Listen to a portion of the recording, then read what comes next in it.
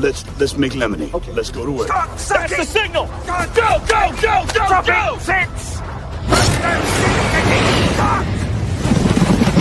It's beautiful.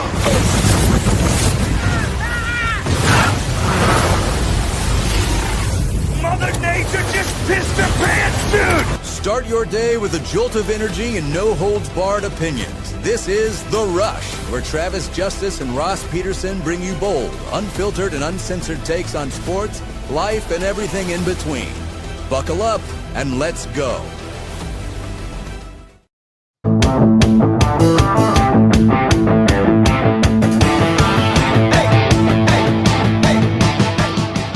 What a weekend. Good to have you along on a Monday. It is the Rush Radio Show powered by Willis Automotive. If you're listening on the audio stream at therushradio.com or on the Android, the Rush Radio app, good to have you here. If you're watching on YouTube, give this channel a subscription, give the video a like, leave your comments in the comment section, and follow us on our other social media channels, X, Facebook, and Instagram. Look at that good-looking guy right there. Look at that good-looking guy right there. As he looks behind him, it's Ross Peterson. There's a good-looking guy here? You're the good-looking guy, man. I had a nightmare this weekend that some dude was in my house, so. Are you serious? Yeah, I did. It scared the hell out of me. So did you, wake up in a panic, oh, my God, there's somebody walking around? No, but apparently I was making some weird noises. I was like, fighting off some guy in my dream. Do you remember the dream? I do. Yeah. You know how dreams are. I came home, but it wasn't my house. You know what I mean? One of those situations. Like it wasn't. I was home, but it didn't look anything like this place.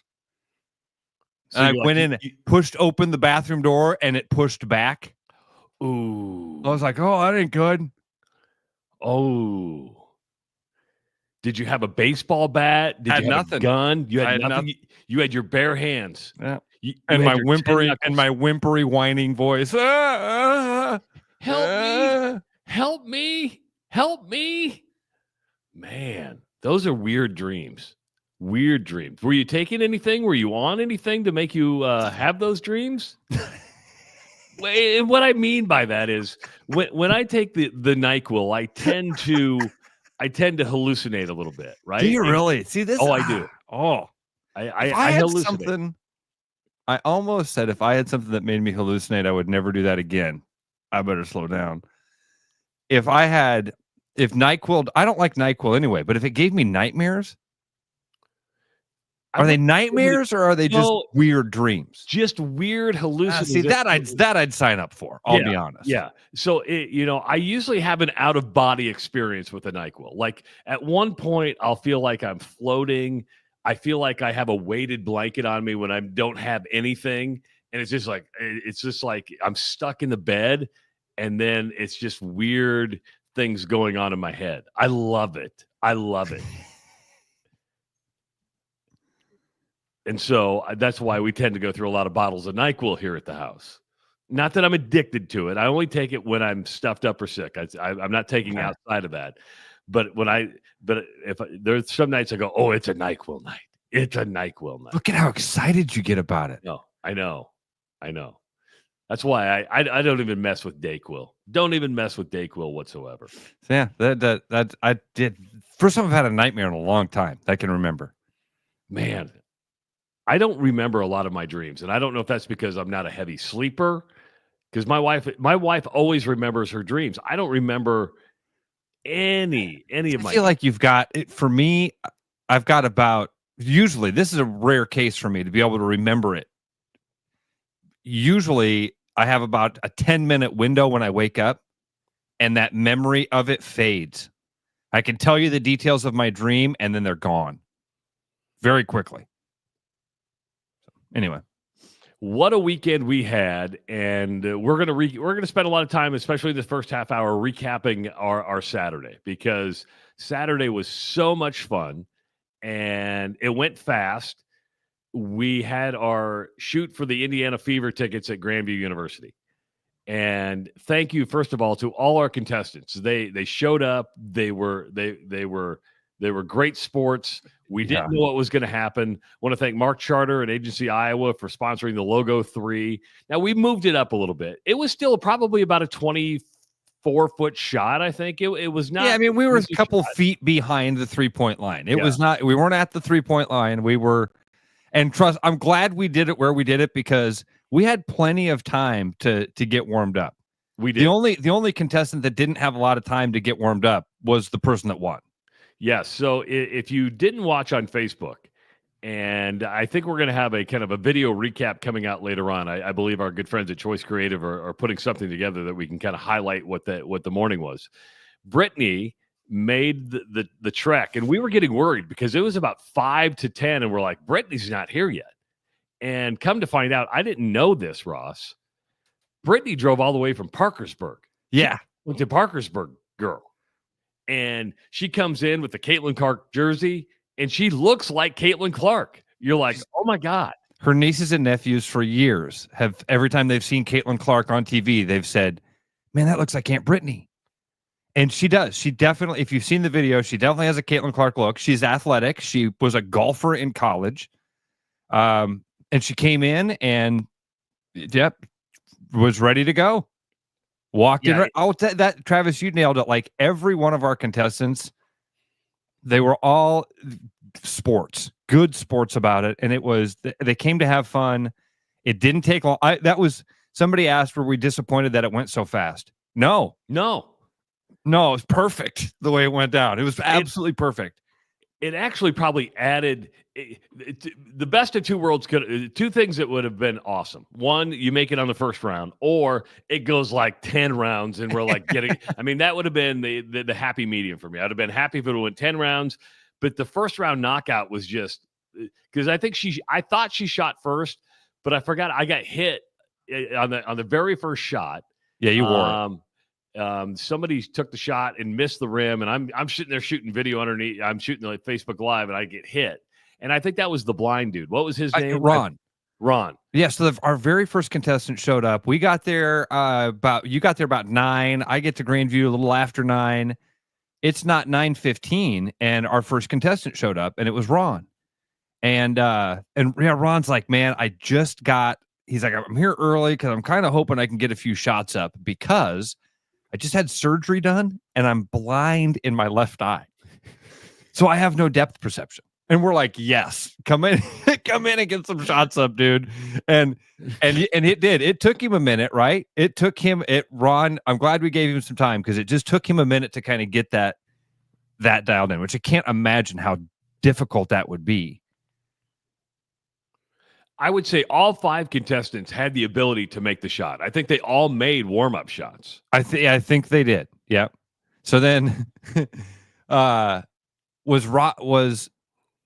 who was our second contestant that showed up? Do you remember? Was it I forget. Here, we'll get to it because it was funny how so we're standing there. Yeah, I think it was Ron was first. I'm going to get there because I want to get their names right. And he had a Caitlin Clark t-shirt on. I mean, people either came in Caitlin Clark jerseys. I think we had 2 Caitlin Clark jerseys. We had a Caitlin Clark t-shirt. I know where it's at here. Hold on. We had a Hawkeye sweatshirt and another guy just dressed all in black, which was super cool. So everybody kind of dressed for the occasion. And damn it, where am I at here, Travis? Where are you at? Where are you at? Trying to find our list of our contestants so I can get this right for us. Anyway, it was everybody that showed up in a good mood, was, and I think you're right, made a shot early on that was like, oh God, I can actually make this shot. Yeah. All 5 showed up to win. There was no doubt about it. All 5 showed up to win. But when Brittany nailed that first, and that added the pressure. You could just see everybody else's face just dropped. They're like, oh, she made the first one. What are we gonna do? And then and she was stone cold, like an assassin. She was. She hit the shot and just turned and went to the sideline, like, all right, did what I came to do. Yeah. I've been driving down. I've spent the entire drive from Parkersburg visualizing that shot going in. It just happened. Give me my tickets. And the first thing I said to her, "You're not going to sell these, right?" She goes, "Oh no, we're going to the game. We're going to the game." So that was super cool. And again, thanks to all 5 that came out to shoot. Thanks to Grandview University for letting us shoot there. First of all, big thanks to Bruno, who gave us $50 gift cards to different places, different full court press establishments.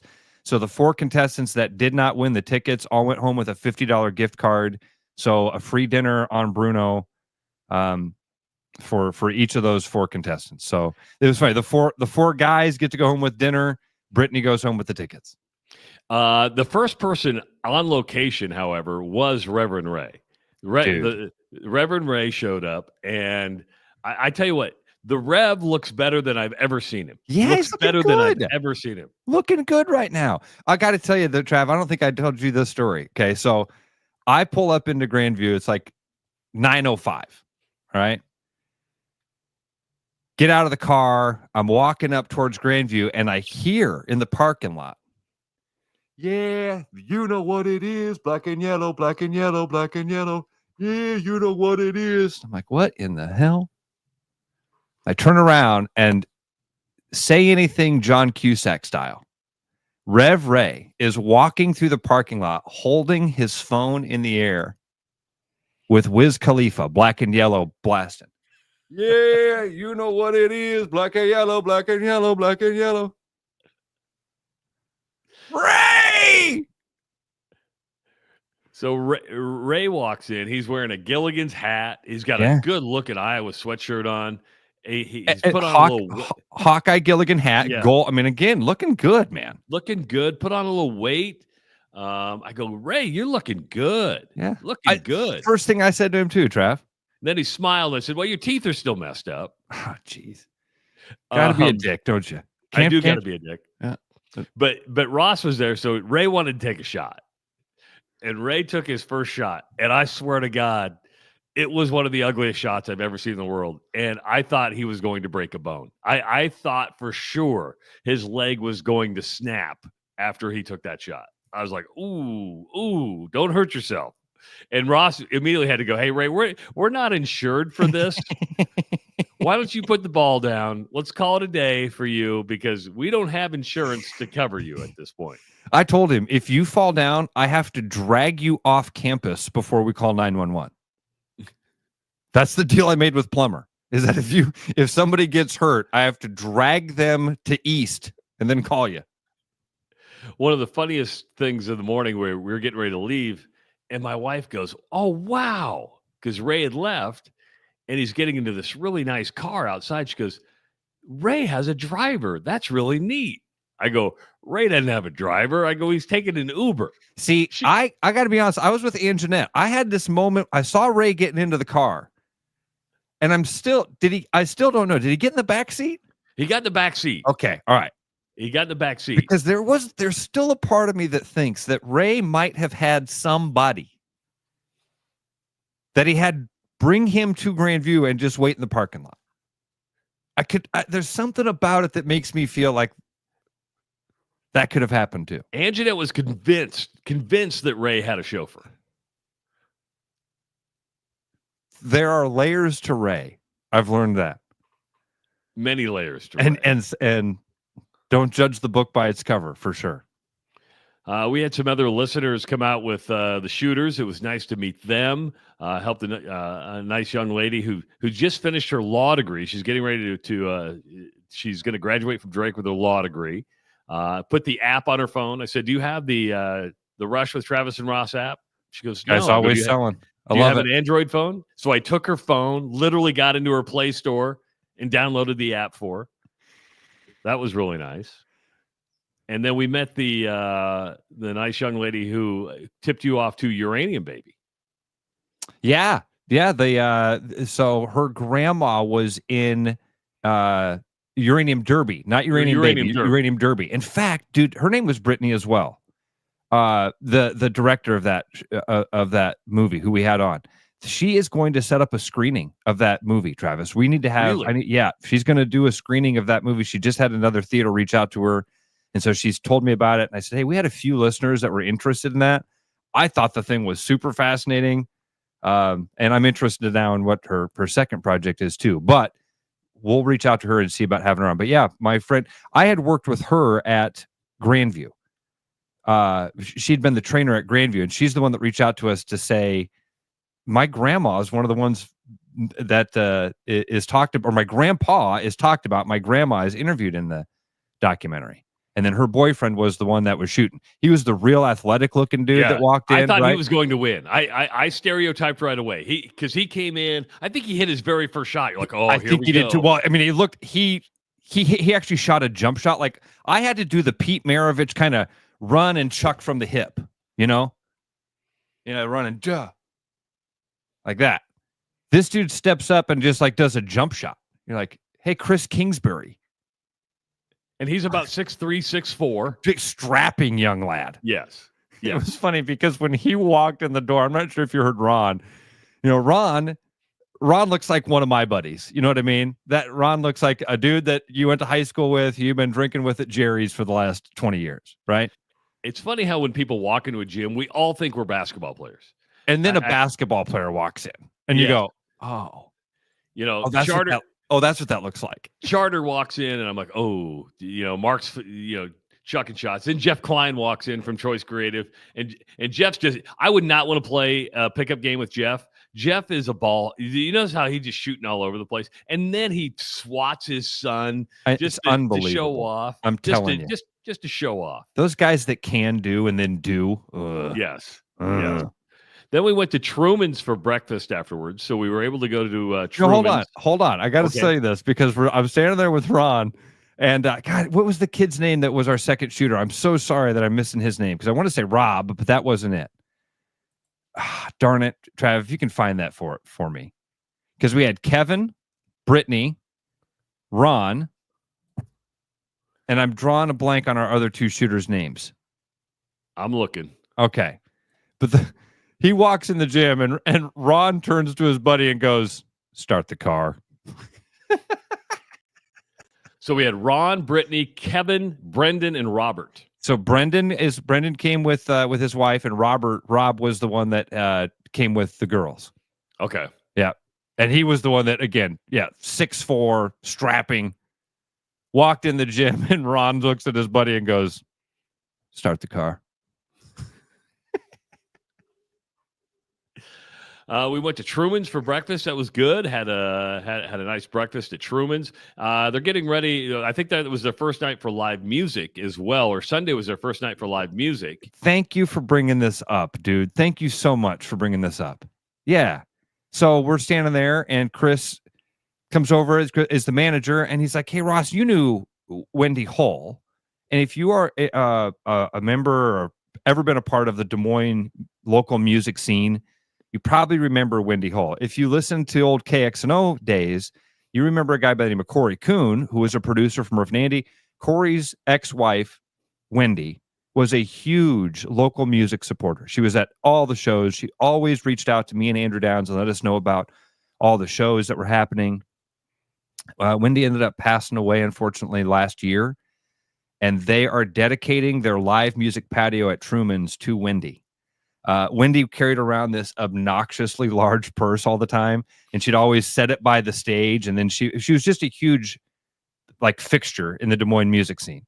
And so they're going to put a giant purse by the stage up there, oversized purse, and people can put donations in there as part of a free will donation. I think that goes to her charity. There's more information there. I just thought that was super cool. Wendy was a sweet lady, and so I even called Andrew. It took a minute to call Andrew because he and I were both buddies with Wendy, and reached out to him to say this. They're dedicating this to Wendy, and that's really neat. Her family was in town last night for an event, but I couldn't get there. I was busy yesterday with showing houses and whatnot.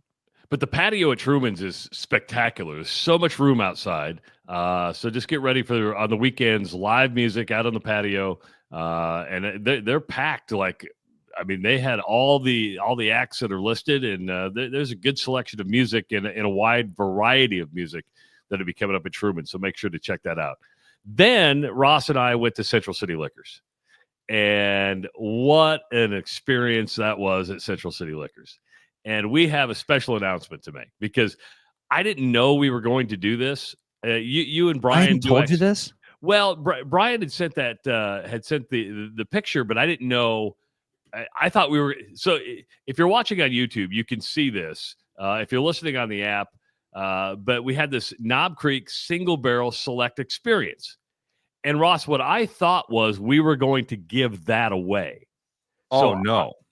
No, it got better than this. So Brian Duax comes in, and first time I've ever met Brian. What a great dude. What an absolute great dude he is. And he goes, okay, you guys ready to try this? I go, hey, what do you mean gonna try?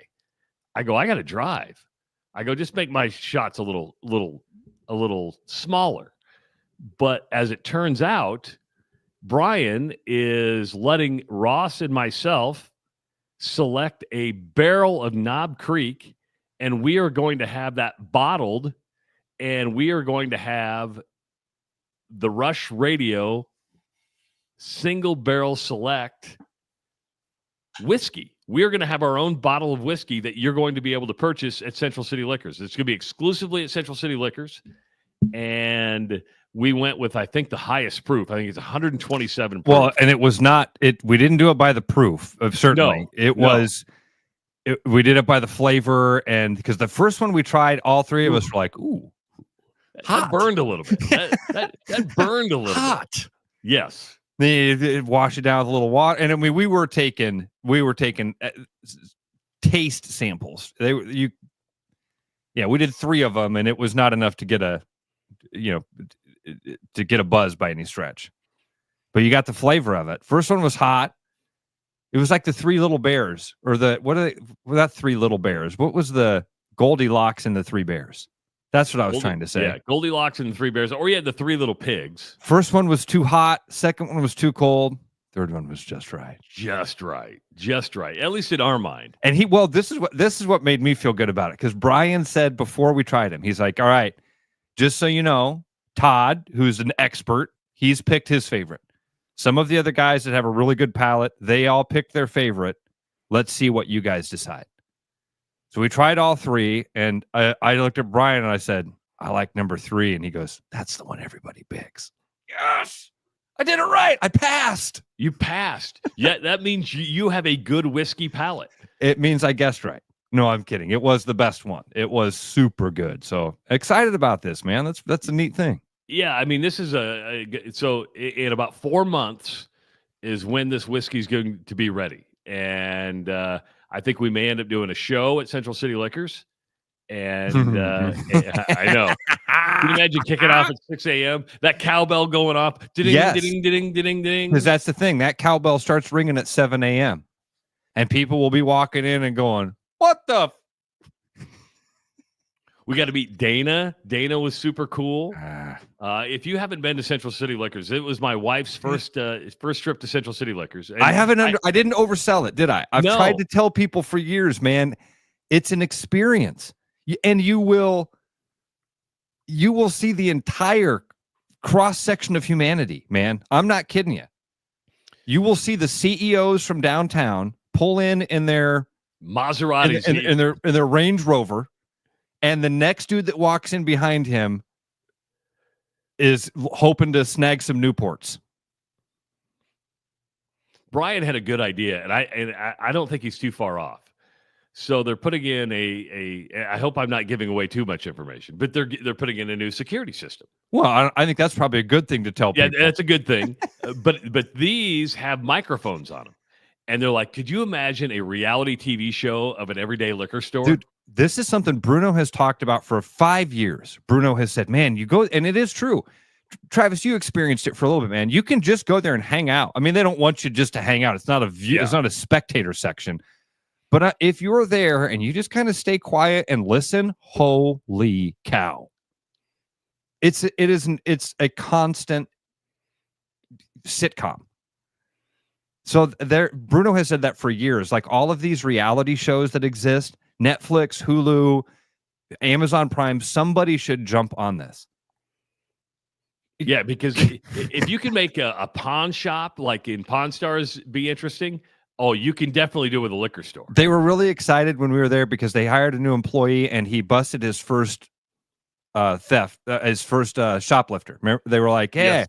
new guy busted somebody." We're like, "What? Is the new guy the security system?" They're like, no, the new guy we hired. Because you got to have the balls. If you see somebody stealing something, you got to have the balls to step up in front of them and go, "Hey, man, no." It's like that scene out of Notting Hill. See that camera right there? That you put a bottle of 40 of Schlitz down your pants. Here's that fight or flight thing, Trav. And maybe this is why I had the nightmare about the guy in my house. Okay, would you have the balls to do that? If no. Step in front of somebody and go, "Hey, man, you stole something from me and you've got it down in your jacket." No, I don't. You're a liar. Screw you. Okay, how about we call the cops, and then if I'm wrong, I'm wrong, and I'll give it. I'll buy you a 40. If I'm right, you're going to jail. But for me, I don't think logic works. I would agree with you. I don't think logic works. I would agree with you. But do I have the cojones to put up the fist and say you're not leaving here with that? I don't. I really, really don't. Charlie says, I was there on a Friday night about 11 o'clock. A lady walked in wearing only a towel.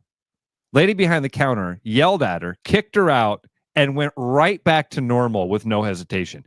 Yeah, because that's just a Friday night at Central City Liquors. And if it was a lady behind the counter, it was probably Dana. It probably was Dana. It was probably Dana, who is one of the best customer service agents out there. I mean, the way she interacts with customers, that's the kind of experience you want. Knows everybody by name. The regulars. She knows exactly what they're getting, why they're there. I've tried to tell you that, man. I'm glad that you had that experience. Central City Liquors is exactly that. It's an experience. It's a hidden gem, dude. You've driven past it 1,000 times on your way into downtown or go to North High for events or whatever it is. You've driven past Central City and had no idea what you were driving past. And then you walk in there and you're like, "Oh my God, this place is awesome." And if you haven't been there in about 4 months, you're going to want to go there and get a special Knob Creek Select Barrel of the Rush Radio whiskey, which will be for sale at Central City Liquors. And it was tasted and approved by me and Ross. Oh, I don't know how Vanna White does it. I can't. You're like a game show host. No, I'm not. I'm contorting myself. I'm getting hurt. It looks painful. Coming up at 7 o'clock, comedian Frank Caliendo going to be joining us. He's going to be in Des Moines on Thursday. He's got one show at the Funnybone, 7 o'clock show. But if you don't know Frank Caliendo, who doesn't? I mean, if you don't know Frank Caliendo, you've just forgot who Frank Caliendo was. Yes. But so we're going to be talking to Frank at 7 o'clock. Lots of other stuff coming up at 515-517-2303. It is the Rush Radio Show powered by Willis Automotive. You got me falling hard, sweet baby, you got me falling hard for you. It's you, I felt this way before, you know it's true. It's you, you got me more and more. Oh, you got me falling hard.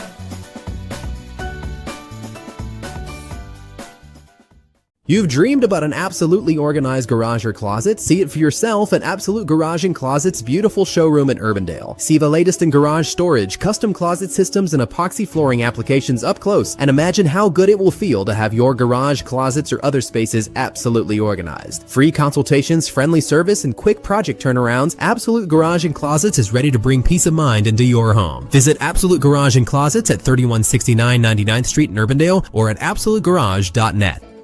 Spring is here, and so are spring pests.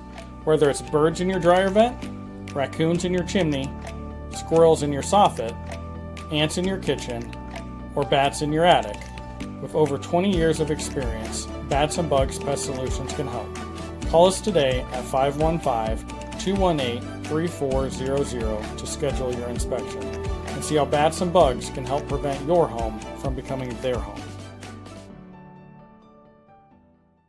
There's a new spin on casual dining near Drake University. Lucky Horse Beer and Burgers. Craveable faves, flatbreads, delicious burgers, frozen cocktails, and a crazy cool vibe. Get to Lucky Horse Beer and Burgers today. Brendan Santone here with Willis Cadillac. Well, we're already off to a jumping start. Have quite a few vehicles to select from.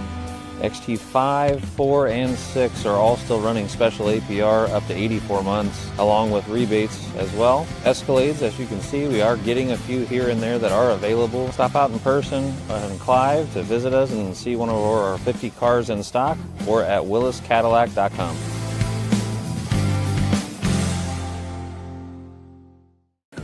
With over 260 beers on tap, El Bait Shop isn't just another craft beer bar. It's the best. Beer lovers know. El Bait Shop, 200 Southwest 2nd, Des Moines. Missing a quality home-cooked meal? You know, the kind Mom used to make? Lucky for you, we found her recipe book. Welcome to the High Life. Welcome to the Champagne of Bars. You know, Brian, at Central City, we really do have the best selection around. I know, high quality stuff you can't find anywhere else. Whistle Pig, Plantation Rum. Yeah, and over 150 of the best scotches on earth. And a ton of bitters, mixers, and more. You know what we are?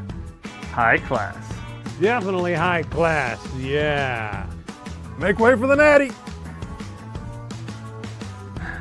Okay, maybe medium class. Central City Liquor is home of the 10% cash coupon. And the Wooden Nickel program. Back to the rush. Strong opinions, weak filters, and just enough sense to stay on the air. It's the Rush Radio Show, powered by Willis Automotive.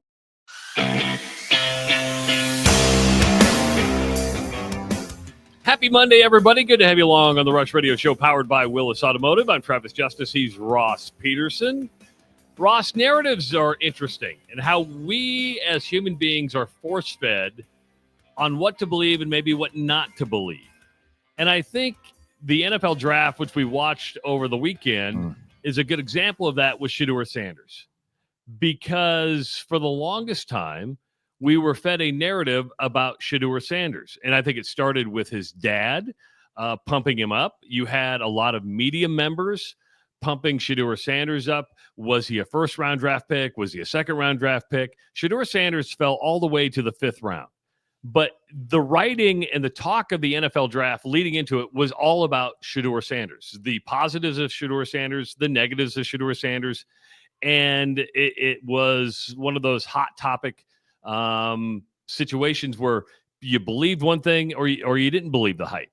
And when you're fed that narrative, it becomes a talking point because somebody of substance, meaning a person who writes said articles, has credibility, and you tend to believe what they have to say. What I found interesting was everybody made a big deal about Shedeur Sanders not going in the 1st round, not going in the 2nd round, fell all the way to the 5th round of the Cleveland Browns. You know, and Mel Kiper lost his I was watching that live. It was okay. Keep going. I'm sorry. I've got notes because this is good. And you know, Mel Kiper loses his mind, you know, criticizing teams. Then you had people saying it was personal, that they were colluding. They were going against Deion Sanders. Here's one thing I know about NFL teams. NFL teams don't give a crap about anything else except winning. And at the end of the day, you can say there's collusion. I don't believe it. I believe that most NFL teams want to win. Now, they'll also draft on need, meaning if they don't need a quarterback, and we can have a debate about that. But what I thought was interesting is, did you notice how nobody was upset at all that Will Howard, who won a national title at Ohio State, is a pretty darn good quarterback, fell all the way to the 6th round? Nobody was upset that Quinn Ewers, who turned down millions of NIL money to leave Texas and enter the draft, fell all the way to the 7th round. It wasn't even talked about. It was, Will Howard goes in the 6th round. Quinn Ewers goes in the 7th round. Nobody's upset about that. Everybody's upset, or at least talking about Shedeur Sanders. And I started thinking about that over the weekend. Why is that? And to me, it's because that's the narrative that we were fed. Dude, it's that word. I will bring it up over and over and over. Expectation. What was the expectation going in, and how far was the result from that expectation? That's where your reaction zone is. Yes. And with those other names that you just mentioned, a week before the draft, they were expected to be drafted where they ended up getting drafted. I mean, this is why, Jay Higgins, one of the great linebackers in Hawkeye history, goes undrafted. Signs an undrafted free agent contract. But why isn't that a story? Because after the combine, it was like, it looks like the expectation might be that he's going to slide down. So the reality wasn't too far from the expectation, so there's not much of a reaction there. Shedeur Sanders, expectation, you're going to be one of the top 3 picks. Some people think you're the number 1 pick. So, all right. Let's talk about Shedeur first, because I got a lot of the notes here, and we're going to get back to we're going to land on the win thing, because you're right. These professional organizations care about one thing, Trav, and it's winning. And you get to winning through several different building blocks, and one of those building blocks is a unified culture and drive and mission and all this stuff. And it can be difficult to do that when you've got an ego or personality like this. This is the Colin Kaepernick. The what happened with Colin Kaepernick? I think there's some similarities here with Shedeur, honestly. I'm kind of working my way backwards now, if you're okay with that. I'm sorry. I'm fine. Because we got plenty of time. Because this is all about winning. How do you get to that winning thing? Well, everybody's got their own idea. There's 32 NFL teams. Every front office has their own idea of what that is. What does culture mean? What's our best playbook? Blah blah blah blah blah. Who do we put around these guys? So you got to be the right fit for it, first of all, especially when you are as outspoken in the type of personality that Shedeur Sanders is. And I don't want him to change a bit. But I do think that there's a little bit of truth to this thing of, because I heard one commentator over the weekend say, kind of lend this to racism a little bit by saying he didn't code switch. He didn't go in there and talk like the white guys in the boardroom in those meetings. And that's why he didn't get drafted. There's some truth to that. You might not like hearing that, and you might hear that and go, oh, come on, this isn't racism. That's not what he didn't say. It's racism. What they're saying is, hey, part of the reason this kid didn't get drafted is because the culture. That's what I hear. When I hear somebody say he didn't code switch, it's not necessarily meaning, man, those guys in there are racist because they don't want a young, dynamic black kid no, they're looking at it and going, man, is this right for our culture? Is that racism to look at that to say, man, we don't think this guy's a good fit for what we've got around here? It was Johnny Manziel got drafted. Johnny Manziel had some character issues. Big time character issues. But dude had freaking talent too. This is the thing we talked about on Friday, okay? And him going to the Browns was something we actually talked about. Like we played out this scenario on Friday. Oh my gosh, what if he falls to the 2nd or 3rd round? Well, we knew he was falling to the 2nd round, I guess. What happens if he falls to the 3rd? Wow. And imagine if he ends up going to a team like the Browns. Oh, who took 2 quarterbacks, which is bizarre. Has happened in the past, but it's rare. The Mel Kiper thing, dude, was hilarious to watch. It was funny because I watched him do this meltdown. I'm watching it live with my buddy. And I'm like, he's just wrong about all of it. Because I'm kind of meandering here, but I want the Mel Kiper thing had a lot to do with the collusion thing. Because Mel Kiper's like freaking out. This guy is a great talent. What happened here? It's not collusion. I don't believe. I'm with you, Travis. These organizations are not calling each other and colluding with each other. I think they're all doing the same math. They're all looking at it and going, man, is bringing a guy in like this that we're worried about what dad's impact's going to be. We're worried about everything that we do being on social media. We're worried about him focusing on the job and not focusing on his rap career or YouTube. He doesn't need our money. He doesn't want our instruction, it doesn't seem like. Do we want this guy to be a part of our organization? It's a fair question you have to ask because it is a business entity where you're making an investment into somebody. And that's the thing. There are black guys in every one of these rooms, I would imagine. I'd hope. So I don't think, I don't want to boil it down to racism, but I do think that there is a culture thing. It's culture, not color. There's a fine line between that. It's a fine line, dude. It's a fine line. And I hope I'm not doing I'm aware enough to know that what human beings do is make the mental gymnastics to make the conclusions they want to make. And I hope that that's not what I'm doing there. I hope I'm trying to understand how this happens. I'm rooting for the kid, man. I have been the whole time. I think it's fun. I love the Sanders story. I like their middle finger to the system. So, but the Mel Kiper screaming and yelling about how the NFL can't do this to the young man, shouldn't do this to the young man. Shouldn't do what? Somebody has to take this gamble that obviously 32 teams sat around for a long time and did the math and went, no, not worth it. Isn't he super talented? Yes, he's super talented. Then what is it? It's not race. It's not racism. Every team drafted a black guy. It's not color. It's the things they worry about. He stays in the pocket too long. He took a lot of hits. He had bad interviews. And those interviews mean a lot. They really, really do. I mean, if there's one thing I know about the National Football League, it does its homework on each and every player. I mean, they do their homework. You know, and Louis Riddick, I believe, pushed back on Mel Kiper, and then even Reese Davis pushed back, saying, "Listen, you can be upset, but the draft has spoken, and and this is what we're going to. The draft usually determines one's worth. The free market, dude." And by the way, we've seen it with Brock Purdy. We saw it with Tom Brady. We've seen it with a lot of different players throughout the time of the draft.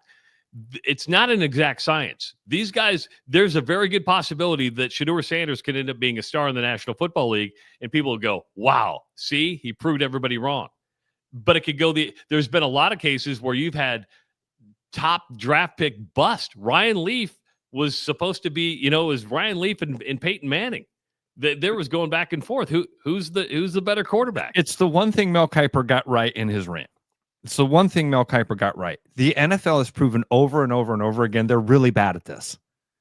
They miss on more guys than they hit on when it comes to quarterbacks, and that's league wide. That's not like an organization thing. That's league wide. You're lucky when you get a Patrick Mahomes. You're lucky when you get an Aaron Rodgers or a Tom Brady. Even a Brock Purdy, you get that low of an investment and that much of a return on it. Oh my God, you hit the lottery with that. And then you get to stand back and go, yeah, we knew it all along. Yeah, we had an interview with him and we saw the characteristics. Then why didn't you draft him in the third round? Because you didn't know. You got lucky. And now you get to stand back and go, yeah, those lottery numbers, I knew it all along. We could spot talent. I could spot that 23 coming on the roulette board. Yes. I knew it was coming. By the way, and when it comes to the draft, not everybody can be a star. It is statistically impossible for everybody to be a star that is drafted in the first round. You go through the first round this year, I don't know who it's going to be. There's going to be first round busts. There will be first round busts where people go, we didn't make the right investment here. But there's going to be fifth round success stories. We're like, man, we got a bargain.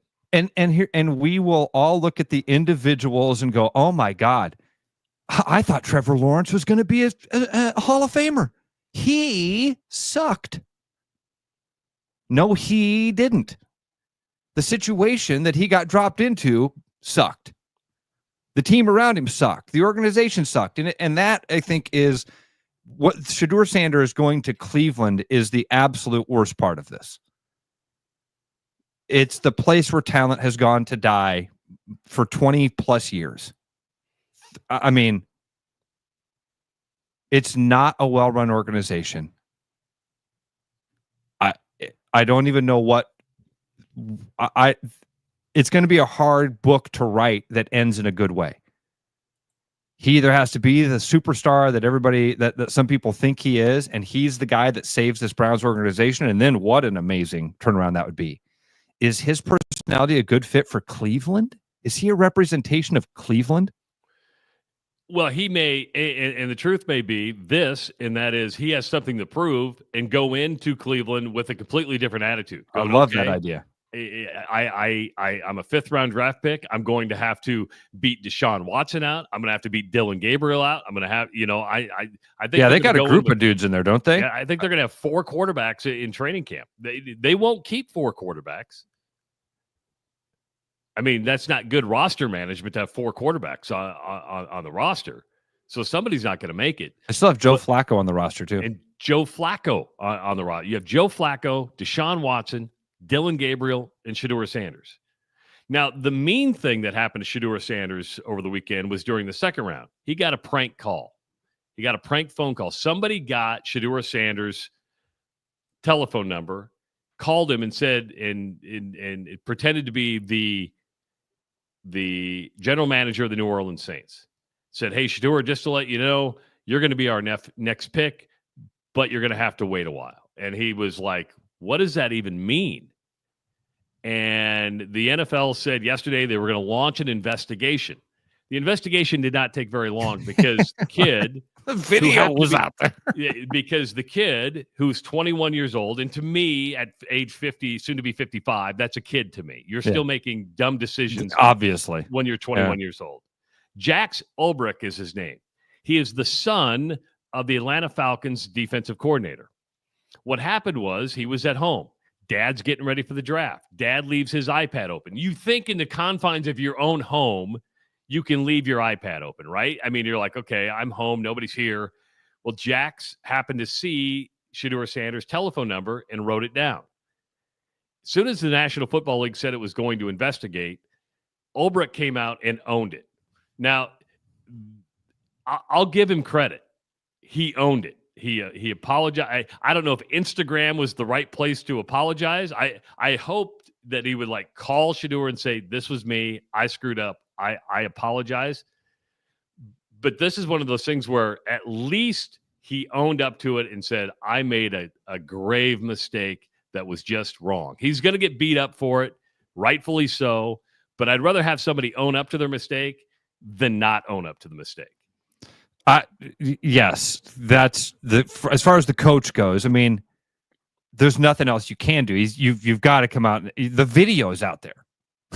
Yeah, you've got the audio of Shedeur Sanders. It lines up perfectly with the audio that these kids released. Cackling, and I'm with you, Travis. They're 21-year-old kids. It's a really dumb decision. Recording it, putting it on the internet it amplifies the dumbness of this decision. I can't imagine that being that defensive coordinator. I can't imagine that. Yeah, seeing that video. Imagine the first time you saw that video of your son, and you're like, no, don't do this. Yeah, I mean, there are certain things as a parent you never want to deal with your kids and them screwing up so badly. And so publicly.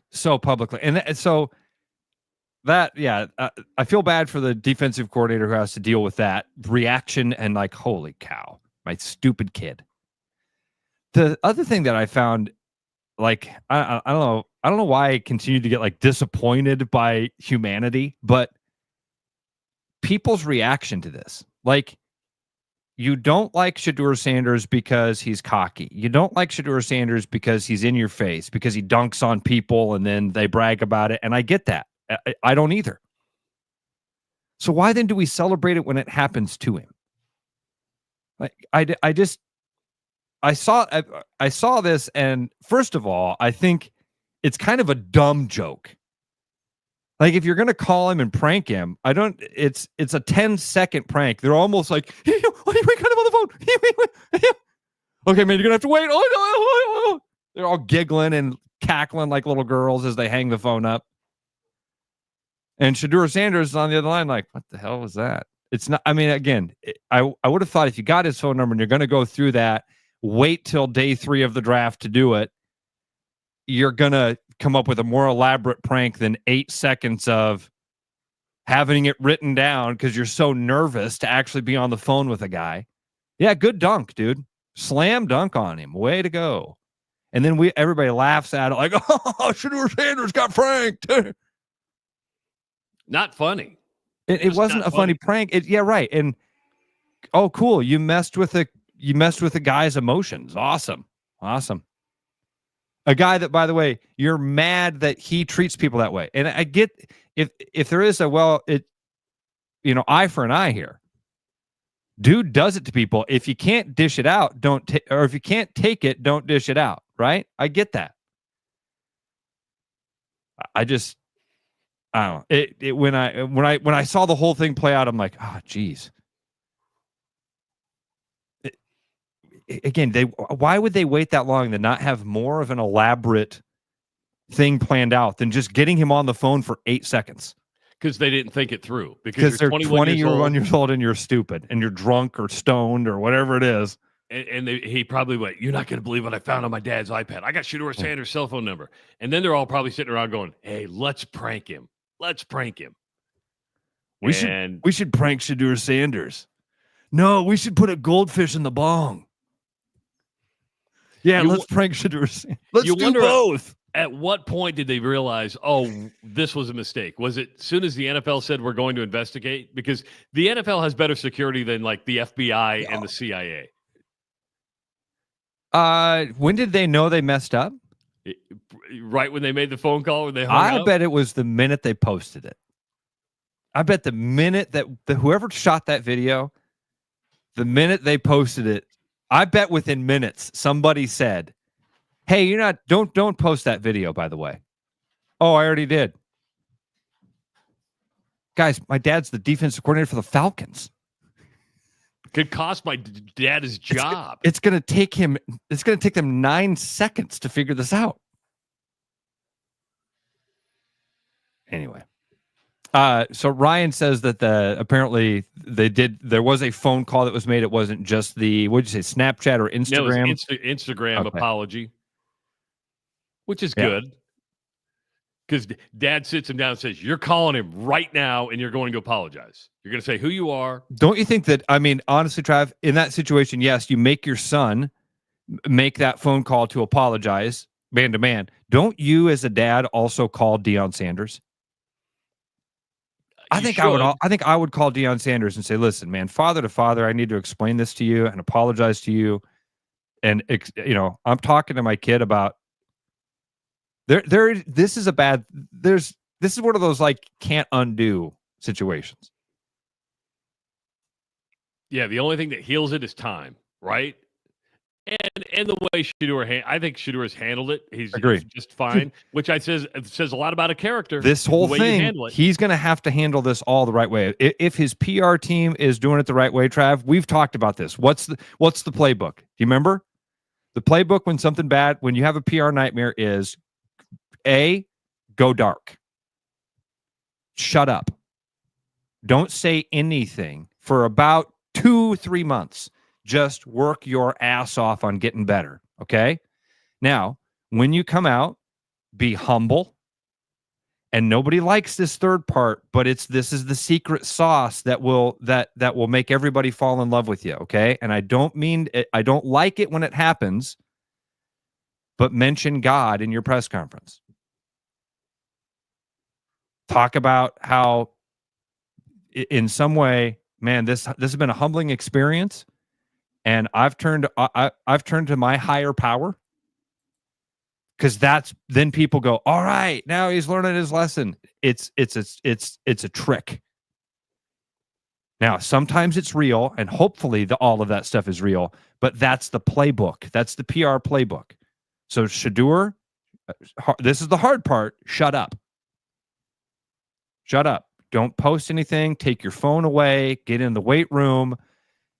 Hit the playbook. That's blah, blah, blah. And in about 2 or 3 months, which will go by quickly, then we've got this little rollout plan that we can do. But you got to make the team, dude. You got to be good. Yeah. At the end of the day, no matter where you were drafted, some were drafted in the first round, some were drafted in the 7th round. Every one of those players is going in with one thing in mind. I got to make the team. Now the real work, it doesn't matter where you were drafted. Sure, you're going to get a little bit more money, probably going to get a better look because you might have been a first-round pick. But at the end of the day, to play on Sundays, you have to prove that you can play on Sundays. And going back the way this conversation all started, NFL teams care about one thing. They care about one thing only. And we've seen it with other guys who have had character issues, from domestic violence to drugs to everything. If they think you can play, they're going to give you a chance. They're going to give you a chance at redemption. At this point, doesn't matter where you were drafted at. That's more of a status thing. Now you've got to go prove it. The organization that took the chance on him is the same organization out of all of them that thought Deshaun Watson was going to be a good gamble, a guaranteed gamble. So they're the one team that did the math and thought, yeah, this guy's a good addition to our chemistry here. We'll see. 79 SEC players drafted, 71 Big Ten players. 150 out of 2 conferences go in the draft. That's just that's an impressive number. Caleb Johnson from Iowa goes in the 3rd round to the Steelers. You had a couple of other guys go in the 7th round. Iowa State with a good draft. Yeah. Higgins and Knoll, both, they end up at they play at the same team in college, play at the same team in the National Football League. They both go into the Houston Texans. So a good draft for both Iowa and Iowa State. Yeah. And that'll be, listen, speaking of those will be tough rosters to crack and to be big contributors. Hope for long, successful careers for both of those dudes. Talented kids, man. And again, hate to call them kids because they're, they're millionaires right now, but you still look, young men. Good job out of you, and congratulations. 515-517-2303. I screwed up. Frank Caliendo is joining us at 7:30, not 7 o'clock. So Frank Caliendo is going to be 7:30. Well, that changes my whole morning, dude. Changes your whole morning. Yes. So Frank Caliendo going to be joining us at 7:30. We got an hour in the books. We got an hour to go. Good to have you along on the Rush Radio Show, powered by Willis Automotive. I'm loving these wooden nickels, Brian. Yeah, I suppose everyone is catching on. Just spend $20 to get a wooden nickel. It's 25. Collect 10 and add up the savings on your next purchase. Some of these are worth $5. That could be huge. I know, right? That's why you have to spend $20. It's 25. Collect 10. It's like money back to you. Spend 20, you get another wooden nickel. It's 25. Collect 10 and add up the savings. It's huge. Central City Liquors, home of the 10% cash coupon. And the wooden nickel program. It's huge. Spring is here, and so are spring pests. Whether it's birds in your dryer vent, raccoons in your chimney, squirrels in your soffit, ants in your kitchen, or bats in your attic, with over 20 years of experience, Bats and Bugs Pest Solutions can help. Call us today at 515-218-3400 to schedule your inspection and see how bats and bugs can help prevent your home from becoming their home. You've dreamed about an absolutely organized garage or closet? See it for yourself at Absolute Garage & Closet's beautiful showroom in Urbandale. See the latest in garage storage, custom closet systems, and epoxy flooring applications up close, and imagine how good it will feel to have your garage, closets, or other spaces absolutely organized. Free consultations, friendly service, and quick project turnarounds, Absolute Garage & Closets is ready to bring peace of mind into your home. Visit Absolute Garage & Closets at 3169 99th Street in Urbandale or at absolutegarage.net. Hey everybody, this is Mason Miller, sales manager out here at Willis Infinity. A couple of great things going on this month. We got tons of inventory, and on top of that, right now, we have 1.99 out to 60 months on the new QX60 and up to $2,500 in cash on here. Also this month, we are still doing the 2.9% up to 60 on new QX80s, the 3000 in Conquest. For more information, visit your favorite Infinity sales consultant on our showroom or online at willisinfinity.com.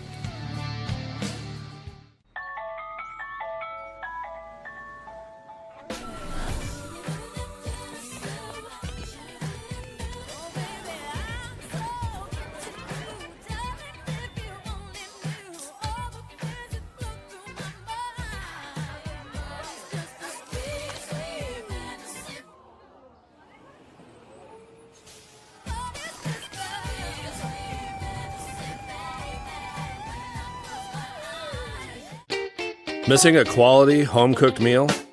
You know, the kind Mom used to make? Lucky for you, we found her recipe book. Welcome to the High Life. Welcome to the Champagne of Bars. Looking for the perfect golf escape? Experience links-style golf right here in Ames at Coldwater Golf Links. With rolling fairways, large greens, and unique routing, it's golf the way it's meant to be played. Whether you're a seasoned pro or just starting out, you'll love our course's welcoming atmosphere and friendly staff. Grab your clubs, book a tee time, and make every round unforgettable. Coldwater Golf Links, where great golf leads to great memories. Visit coldwatergolf.com to book your round today. We've returned and we brought snacks, sarcasm, and absolutely no sense of shame. It's the Rush Radio Show, powered by Willis Automotive.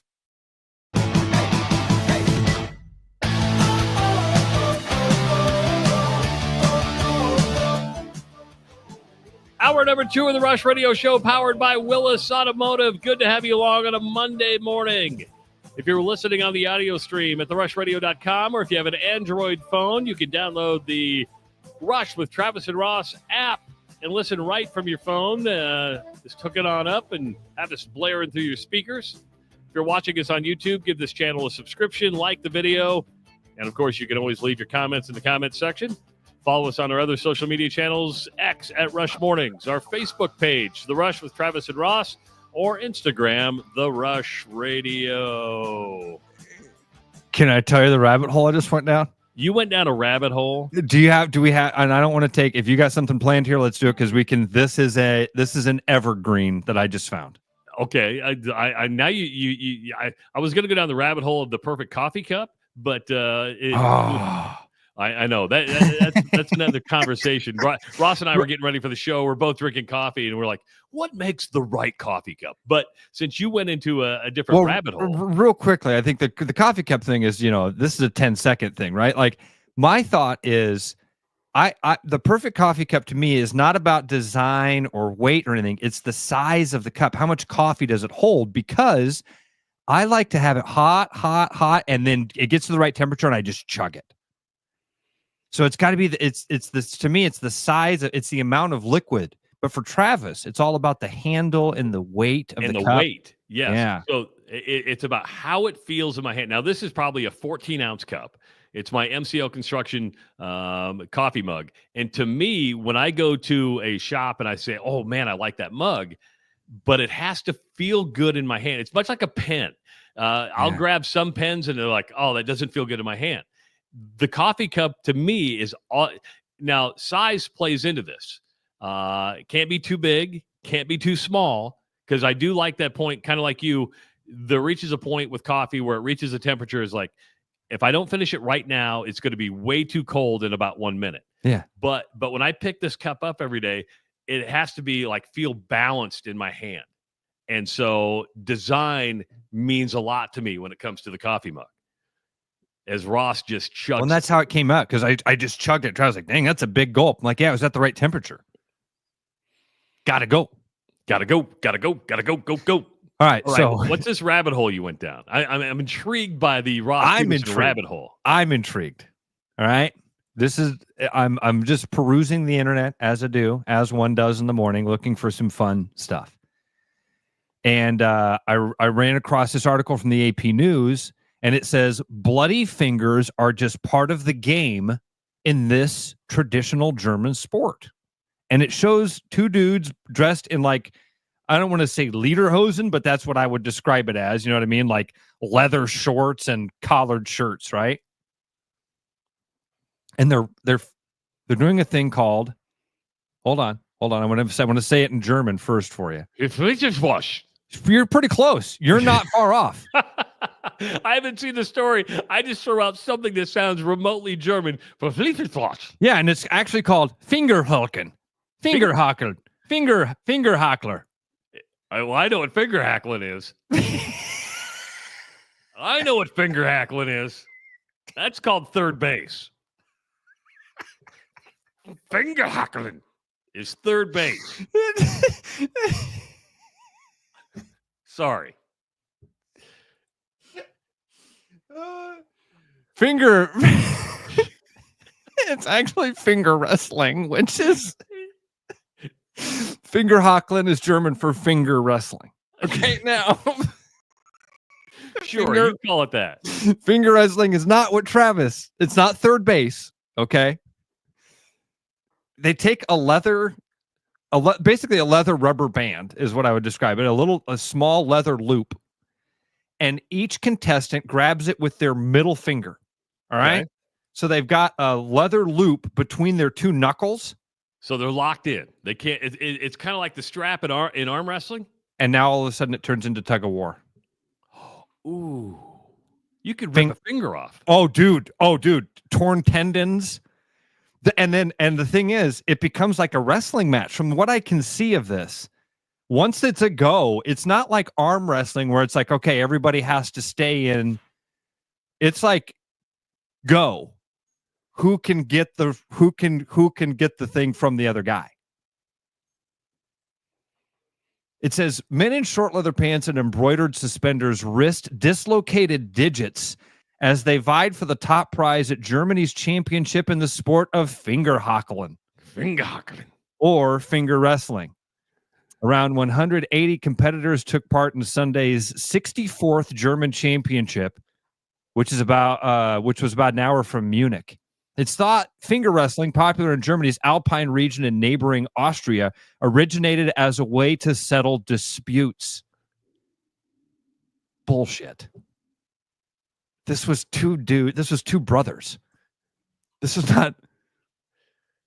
two brothers fighting over a toy, and they were like, "Oh, this is kind of fun. This kind of fun, isn't it? Hey, this is fun. Go get the guy next door. I bet he'd like to do this." This was a way to settle disputes. I think it should be 25. I think it should be 30. Well, I've got an idea. Let's finger wrestle. Why do you say it? You're like at a carnival? Let's finger wrestle. Because that's how they would do it. That's how they'd have done it. How else would you convince a guy to finger wrestle? You got to say it like that. Otherwise, he's going to think, if you say to a guy, let's finger wrestle, he's going to go, ooh, you're going to beat me. If a fella says to you, hey, fella, you want to finger wrestle? You're going to go, wait, I can beat this chap. Oh, it's all about the sell. And you're selling it for me.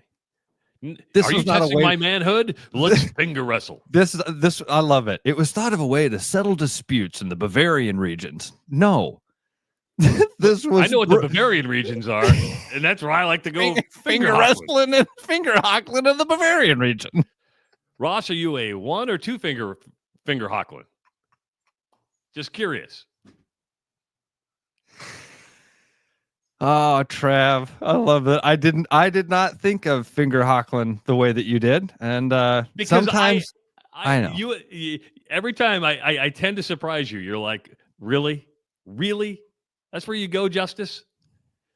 Yeah, that's where my mind is. It's in the gutter. So this is my thing, dude. I'm just looking at this like, and I'm sorry, people can't see this, but like, it's literally dudes wrestling over a podium. So if slap fighting is a thing, which it is, and such a big thing, can we please? This looks way more fun. You kidding me? These dudes in lederhosen fighting over a leather ring. So the next time Ross and I are together, we're going to finger huckle each other. No. No. I don't like the way you said that. No. Keep your fingers to yourself there, Hockler. I'm a one-finger huckler.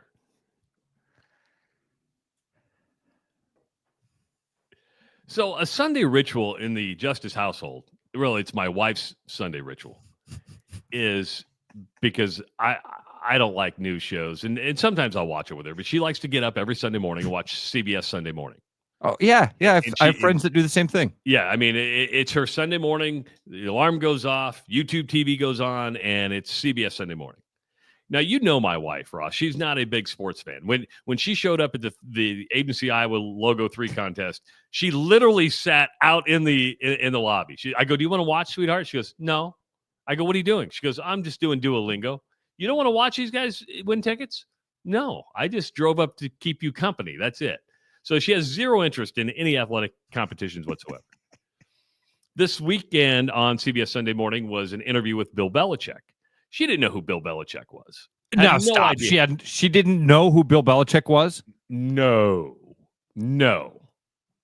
Zero. If before CBS Sunday Morning I said, "Sweetheart, do you know who Bill Belichick is?" It would have been a big fat no. Big fat no. Wow. Okay. That's impressive. When I say zero interest in sports, I mean zero interest in sports and everything else that goes around it. And she watched the CBS Sunday Morning interview with Bill Belichick. And she goes, "Hey, I just watched this interview with Bill Belichick." I go, "Yeah, the head coach of the Carolina Panther, or not Carolina Tar Heels." "Yeah." And she goes, "That was an interesting interview." And I think she was taken aback by the girlfriend, who was a major part of this interview, who actually stopped the interview at one point when they asked him, the question came about, "Hey, how did you two meet?" And she stopped the interview and said, "We're not going to talk about that." So you have a 74-year-old Bill Belichick and a 24-year-old girlfriend who she's running the show.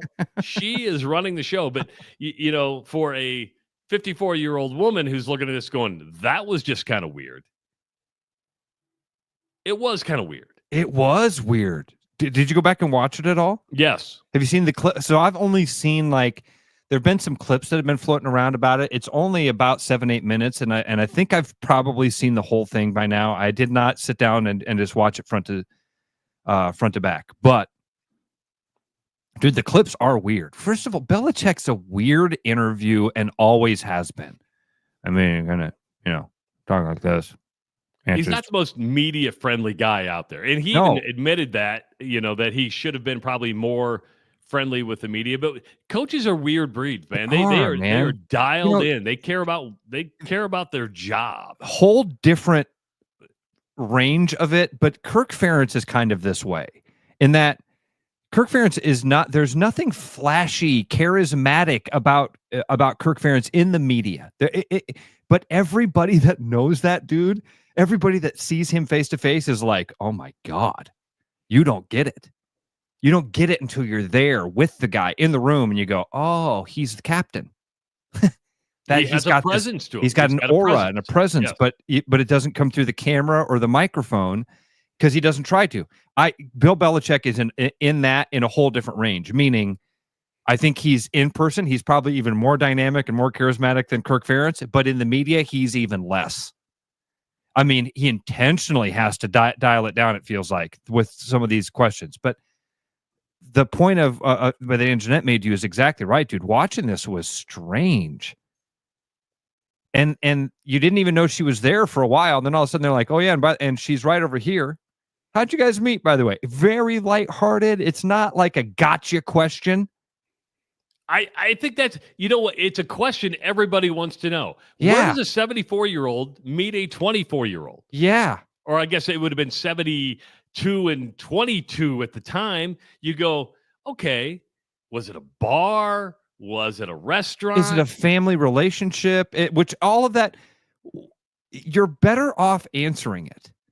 This is one of those old Richard Nixon lessons. Man, the cover-up is way worse than the crime. Like, not answering that question makes everybody intrigued.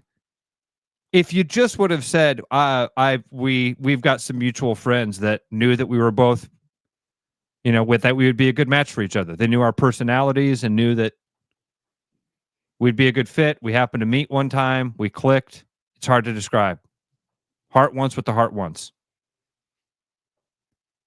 But this thing of, we don't answer that question. Next. Because then it looks like you're hiding something, or it looks like it's like, whoa, where did you two? Now everybody wants to know where you met. That's what I'm saying. The cover-up's worse than the crime. You could have squashed this by just having one of those canned answers ready to unpack. Yes, social media.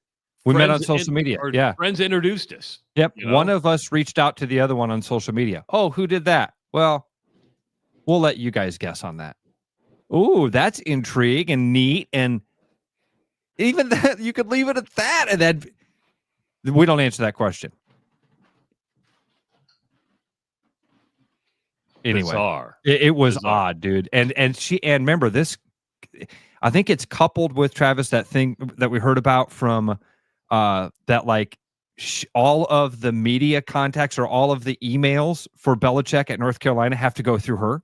Yes. Well, she's copied. They don't have to go through her, but she's copied on everyone. I think her title on her email is like creative director of Bill Belichick Media Inc. or whatever like that. Yeah, LLC. Yes. Again, I don't call me crazy. I know a lot of people have a problem with the relationship. I don't. It's not the first time we've seen an old dude date a younger person. And I saw one the other day. When an old dude dates a young girl, people go, "Ooh, that's creepy." When if this was reversed, it'd be like, "You go, girl, you go." I mean, it's just it's could be the same situation to where an older woman. I guess I'm not trying to be a dick here. Is there an example of that? Well, Demi Moore and Ashton Kutcher. Okay.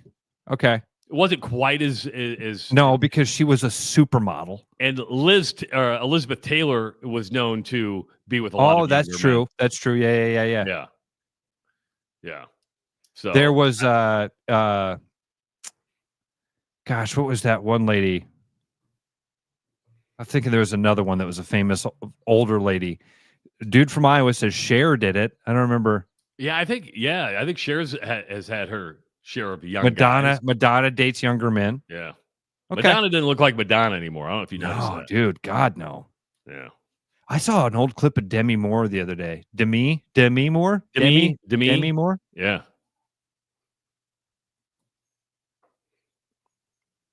You saying she doesn't look like herself anymore? No. I haven't seen Demi Moore in a long time. I don't know. I have no idea what she's probably had a little work done, but she looks fine. Yeah, something like it was a clip of her when she was promoting G.I. Jane, and she did one-armed push-ups on David Letterman. I was just doom scrolling one day, and that video popped up. I was like, damn, that's impressive. I can't do one push-up with two arms. You could give me 4 arms, and I still wouldn't be able to do a push-up. The top comment on it was like, yeah, but she spreads her legs out so far, it makes it easy. Really? So I tried to spread my legs out. Guy was still face planted. Tried to spread my legs farther. It'll be easier if I just do the splats on the base. Over the weekend, the Iowa baseball team completed a sweep of the Indiana Hoosiers. Huge series again for the Hawkeyes as they improved to 31-12 on the season, 20-4 in the Big Ten. The Friday night game was the most spectacular one. That went down to the 9th inning, and Iowa wins on a squeeze play. I mean, it was old school baseball. You're like, my God, you just pulled off a squeeze play. That was the best game of the series. Iowa had an easier time on Saturday, ended the game yesterday in 7 innings with a 10-0 shutout. It was their 8th shutout of the season, and I believe 8th Big Ten series win. So this team is in first place in the Big Ten Conference. Now, got a little tougher week. They got Illinois State later this week, the midweek game. And then, Ross, their first and only West Coast trip, they've got to go to Washington. And that's a little bit of a game changer, right? It's not like you're going to Evanston. You're not going to Champaign-Urbana. you're getting on a plane going 2 different time zones and playing in the Pacific Northwest. Great experience. How it affects your performance is to be seen. So yeah, you're right. This is a big week. They got a big couple of weeks coming up because again, that series with Oregon State at Principal Park is it happens a couple weeks away, right? That's the so it's the following weekend. Yeah, next week. Wow. Yeah, next weekend. Okay. And, Friday night was fun, man. That was cool to see that the squeeze play. Was somebody tagged us when I woke up Saturday morning? It was the very first thing that I saw when I woke up. Somebody had tagged us on X, and that highlight. Very, very cool. It'll be, and I don't know if the rankings have come out yet or not. Iowa still wasn't ranked last week. It'd be interesting to see if they sneak into the top 25. I don't know why they're not there now. I might reach out to Kyle Peterson later today and say, hey, why aren't the Hawks ranked? I mean, I get that maybe their schedule hasn't been the toughest, but when you look at the offense they're putting up, the runs they're putting up, the pitching they're getting, and just the number, just to perform as well as they are in the Big Ten, consistent. I mean, if they can get one at Washington, I think it would be pretty good. If they get 2 out of 3, that would exceed expectations, and then come back to Principal Park. And there are tickets available to the games at Principal Park. A 3-game series with Oregon State, which is ranked in the top 10 in the country. So that'd be a really, really good measuring stick for the Hawkeyes as they start getting closer to the postseason with a Big Ten tournament right around the corner. I'm kind of excited about that because Big Ten tournament's in Omaha. So I'll be able to the stadium's literally about 2 miles from my house. So I'll be able to check out. Just walk. You're just going to walk there, aren't you? No, not going to walk. It's like a 45-minute walk. Yeah, but see, getting there is the easy part. Coming back, it's all uphill. It's all uphill. Yeah. And nobody likes to walk uphill. Did you see, while we're talking about baseball, did you see how the Giants-Rangers game ended? Was that last night? I think that was yesterday that the Giants-Rangers game ended in absolute Little League fashion. Game's tied at 2, bottom of the 9th, 2 outs. Who was it? Was it Ramos that comes up? And when you say Little League fashion, this was Little League fashion. We're talking swinging bunt. 2 outs. Full swing, little dribbler out to the right side of the mound on the third base side. Pitcher comes running over. He's got to make a pretty quick play. Scoops it, fires it down the first base line. It goes down the right field line. Runner advances to second. First baseman's chasing the ball down, taking a minute. Guy's rounding second, headed to third. They've got him dead to rights. Chucks the ball to third. Snowball fight. Overthrows the third baseman. Giants end up winning on a walk-off inside the park Little League home run. It's like Bad News Bears, right? Oh, dude. And the Rangers catcher, if you watch the video, he just stands there in disbelief. Like, come on. You gotta be kidding me. I haven't done this since I was 9 years old. Yeah, they've all been a part of teams that have done it, but that's a frustrating. Yes, since you were 9 years old, you've been told don't throw the ball around the field. Then you start thinking, we're professional. We can do this. Oh, dude. That'd be frustrating. You can see it. You can see it on the Rangers catcher's face. He's like, this is. You can't see it on his face. His entire body language. I emceed a gala on Saturday night, and I just have a question for you. One of the oral auction items were just 4, wasn't even a unique experience, 4 Chicago Cubs tickets. It did, and these were donated by the Ricketts family. Ricketts family, obviously from Omaha, but usually in the past they've done like an on-the-field experience. You know, you get this was just 4 tickets to a regular season game in 2025. Yeah, but it's it's a bad premise here, right? Because it's at a charity event where it's designed to raise. You raised how much money on Saturday night? Over $1 million. So why don't say it like that? How much money did you raise for the for one of the Catholic schools in for Creighton Prep. Yeah. My son went to Creighton Prep. We grossed over $1 million that night. Their goal was to net over $1 million, but I know we grossed over $1 million. But still, when it comes to trips like this, it didn't include like any airfare, didn't include a hotel. A lot of those packages. This was just 4 tickets. How much would you pay for 4? And I'd say even how much would you pay? I would even say when it comes to travel packages, because I do a lot of these auctions, people are pretty savvy when it comes to this on just how much they don't want to pay much beyond what they would. 4 tickets went for $3,500. Okay. $3,500. But they're tickets from the Ricketts family. Yeah, from the Ricketts family. They're not going to be bad seats. And let's be honest, part of this is you get to show off in front of the other people and say, "Hey, I donated." I'm let's be honest. The ego is a part of these live auctions. Probably a little bit, yeah. But I did have to do a little sales job. I said, "Folks, the Chicago Cubs are in first place. They're in first place. They have the best offense in Major League Baseball. If you want to see a first place Cubs team, if you get there in time and see a team that can really hit the ball." Now, they've lost 2 in a row to Philly, but that's okay. They'll be fine. They're a fun team. They're a fun roster. Yeah, fun team. But I do feel like that's not what they're selling at Wrigley Field. And that's not what's going to sell the tickets. Good baseball isn't why you spend $3,500 to go to. You buy those because of the prestige of sitting in the tickets that the Ricketts family gave you.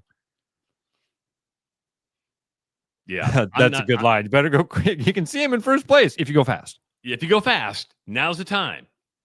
Just saying, now's the time to go see the Cubs if that's what you want. Just we're going to take a break because Frank Caliendo is going to join us right around 7:30, just after. But my brother just texted me. He's supposed to be coming home from Portugal tomorrow.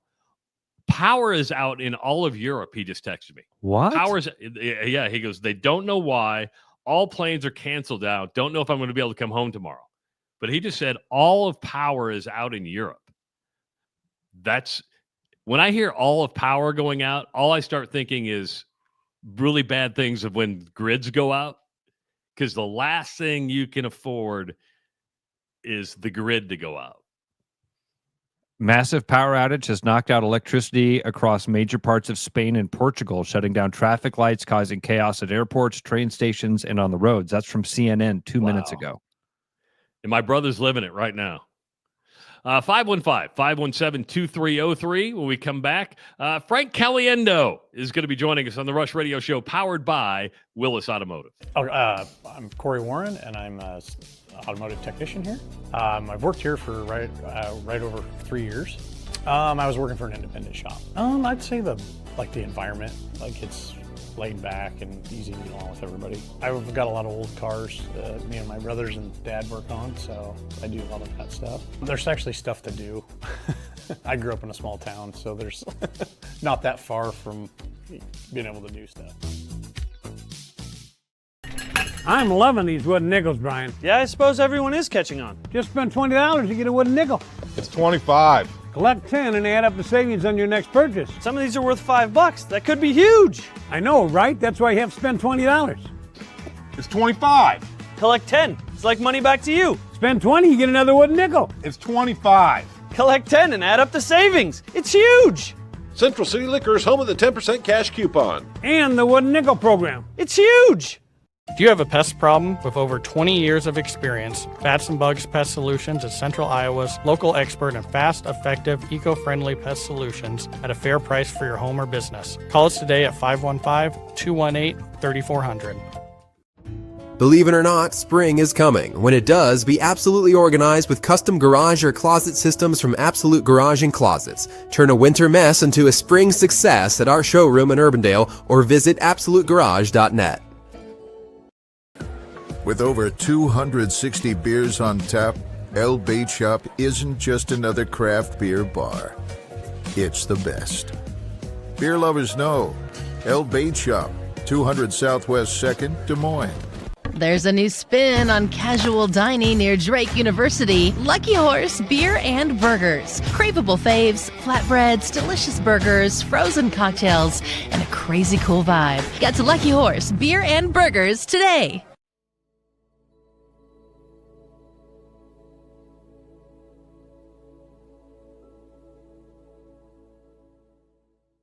Are you thinking about buying a home this year? Start by getting pre-approved with Gary Presnall at Northwest Bank in Des Moines to see how much you can qualify for and what loan programs meet your needs. Gary can get you pre-approved in 30 minutes or less with a pre-approval letter to you. Gary offers first-time homebuyers programs, VA loans along with FHA, IFA, and conventional loans. Call Gary at 515-975-6767 or find his profile at nw.bank. Member FDIC, Equal Housing Lender. Spring cleaning continues. Come down to Land Rover Des Moines to get your front and rear differential fluid services done for $199.95 each. Preventative maintenance is important to ensure your vehicle runs smoothly down the road. To schedule, give us a call or head online at LandRoverDesMoines.com. The best bread is made from scratch, freshly baked with locally sourced ingredients and love. At Big Sky Bakery, we take great pride in our delicious products. We know you'll enjoy them almost as much as we enjoy baking them. Find us at the downtown Des Moines Farmers Market every Saturday. Back like a rash you thought was gone. Travis and Ross aren't contagious, but they are addictive. It's the Rush Radio Show, powered by Willis Automotive. If you haven't been to the Funnybone Comedy Club in Des Moines lately, this is going to be a good week to go, a very good week to go. Mick Foley's going to be there on Wednesday night, and then on Thursday, funny dude. And he's joining us now on the Rush Radio Show, powered by Willis Automotive. Please welcome to the Rush Radio Show for the very first time, Frank Caliendo. Where the hell are you? You're like in your car? Yeah, I mean, or a spaceship, one of the two. You know, why not? Why not see the future? That's what it's all about. Yeah, I'm actually in Milwaukee. I'm on my way to Milwaukee Radio, which are the guys I listened to growing up. So I wasn't able to get to Des Moines because we're in Minneapolis the night before we get to Des Moines. So it was when they had told me about you, because we had met years ago, right? I think when I was at the Todd and Tyler show years ago, I think that's when you and I met. We met, I think, at the Omaha Funnybone, and that would have been years ago with Todd and Tyler. Okay. Now I sit in Omaha and do a radio show to everybody now, but it's geared towards Central Iowa. So it's right. It's a beautiful world. Well, I'll tell you the thing about my earliest connection to Iowa, and not just Iowa, actually Urbandale, Iowa, believe it or not, was the and you can look this up, you can Google it, somewhere, I'm sure it's recorded. The 1988 AAU National Championship was in Urbandale, Iowa. We were the Wisconsin All-Stars because we couldn't think of a name, and we won the whole thing. So we won the 1988 14 and under AAU National Championship. I was an All-American, fairly big deal at the time. Now, the 18 and unders were there as well, and that was won by the Wisconsin Dukes, like our sister team. And on the Wisconsin Dukes, nobody special besides Craig Counsell, who was on the team. And my brother actually used to throw Craig batting practice at a place called Mike Hegan's Grand Slam. Mike Hegan, who was a former Major League Baseball player, was color analyst for the Indians back in the day, and has passed away recently, I believe. But his dad was Jim Hegan, who was the first baseman or catcher for the Oakland A's franchise back in the day. So that's we used to go to Merle Hale Mall during the week. Is that what it was? Merle Hay Mall. Merle Hay Mall, and just walk around because we're a bunch of 13 and 14-year-olds who had nothing to do.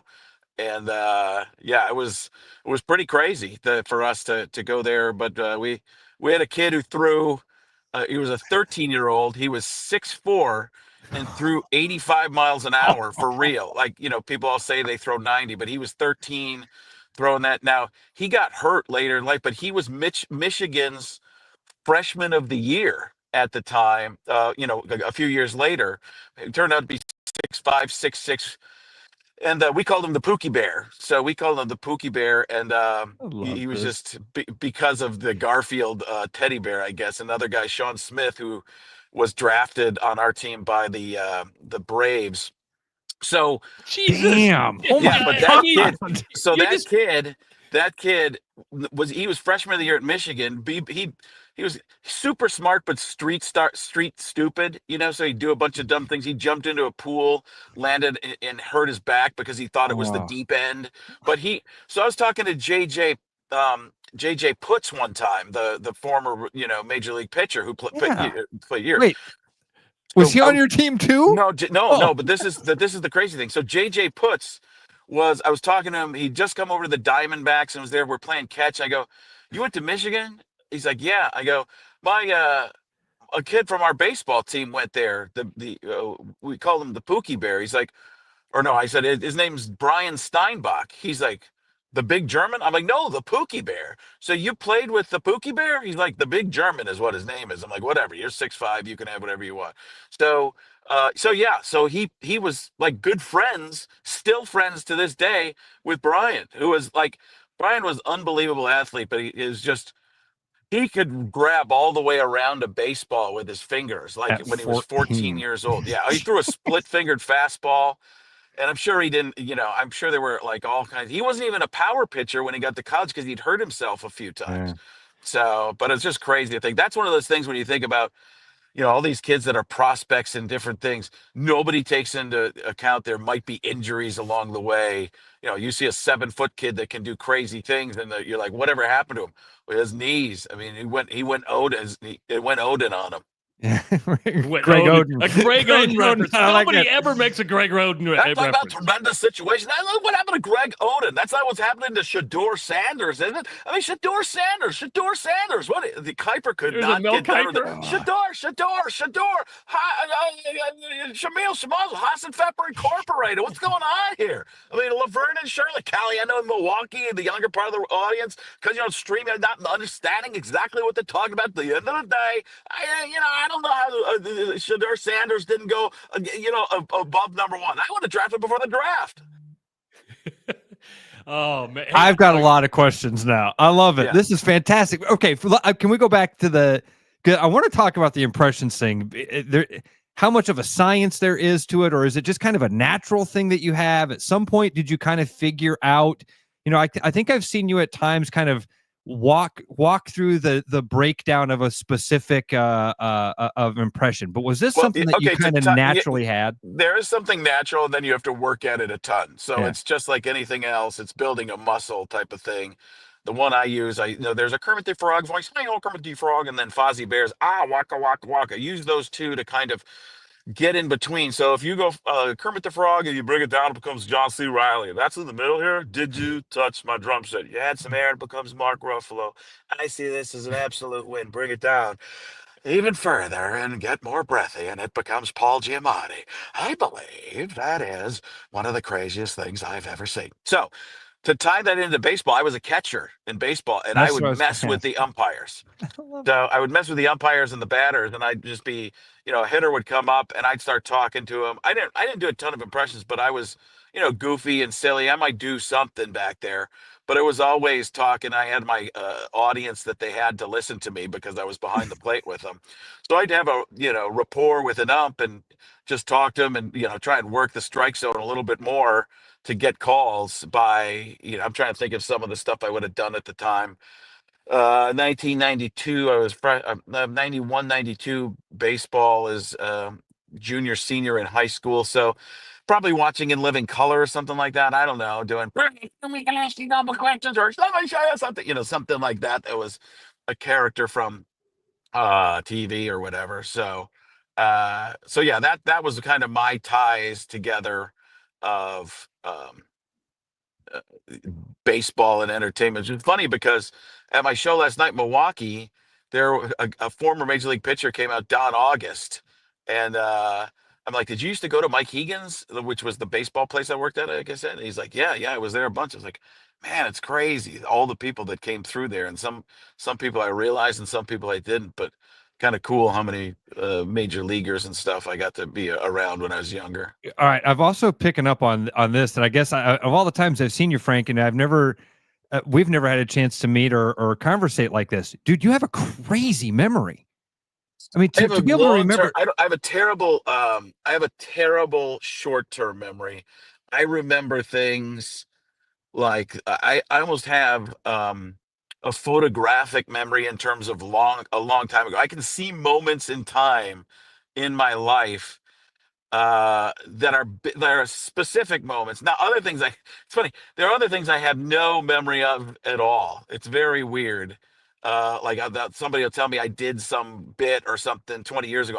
I don't remember that at all. But I can remember, especially things from my childhood, like they are vivid, like they just happened. And then I think about the fact that I'm 51 and I shouldn't remember any of this You stuff. just pulled out Merle Hay Mall. That if you Google, Well, I was wrong though. I called it Merle Hale, right? Merle Hay. That's close. It's close enough, dude. It was so close that I know you didn't Google it. Yeah, I remember I even remember the tile that was on the ground. It was like most malls are fairly similar, but it was like a light tan kind of I think square tile. I just remember going in there because it was bigger mall than anything I'd grown up around in Waukesha, Wisconsin. So yeah, I'm trying to think. There were Beaver Field, I think was one of them. There was like all the places we played. There were A-level fields, and then there were some of these like just like not sand lots, but kind of lower level fields that you might have ended up playing on. But we got to the winners bracket, of course, because we won it, right? So,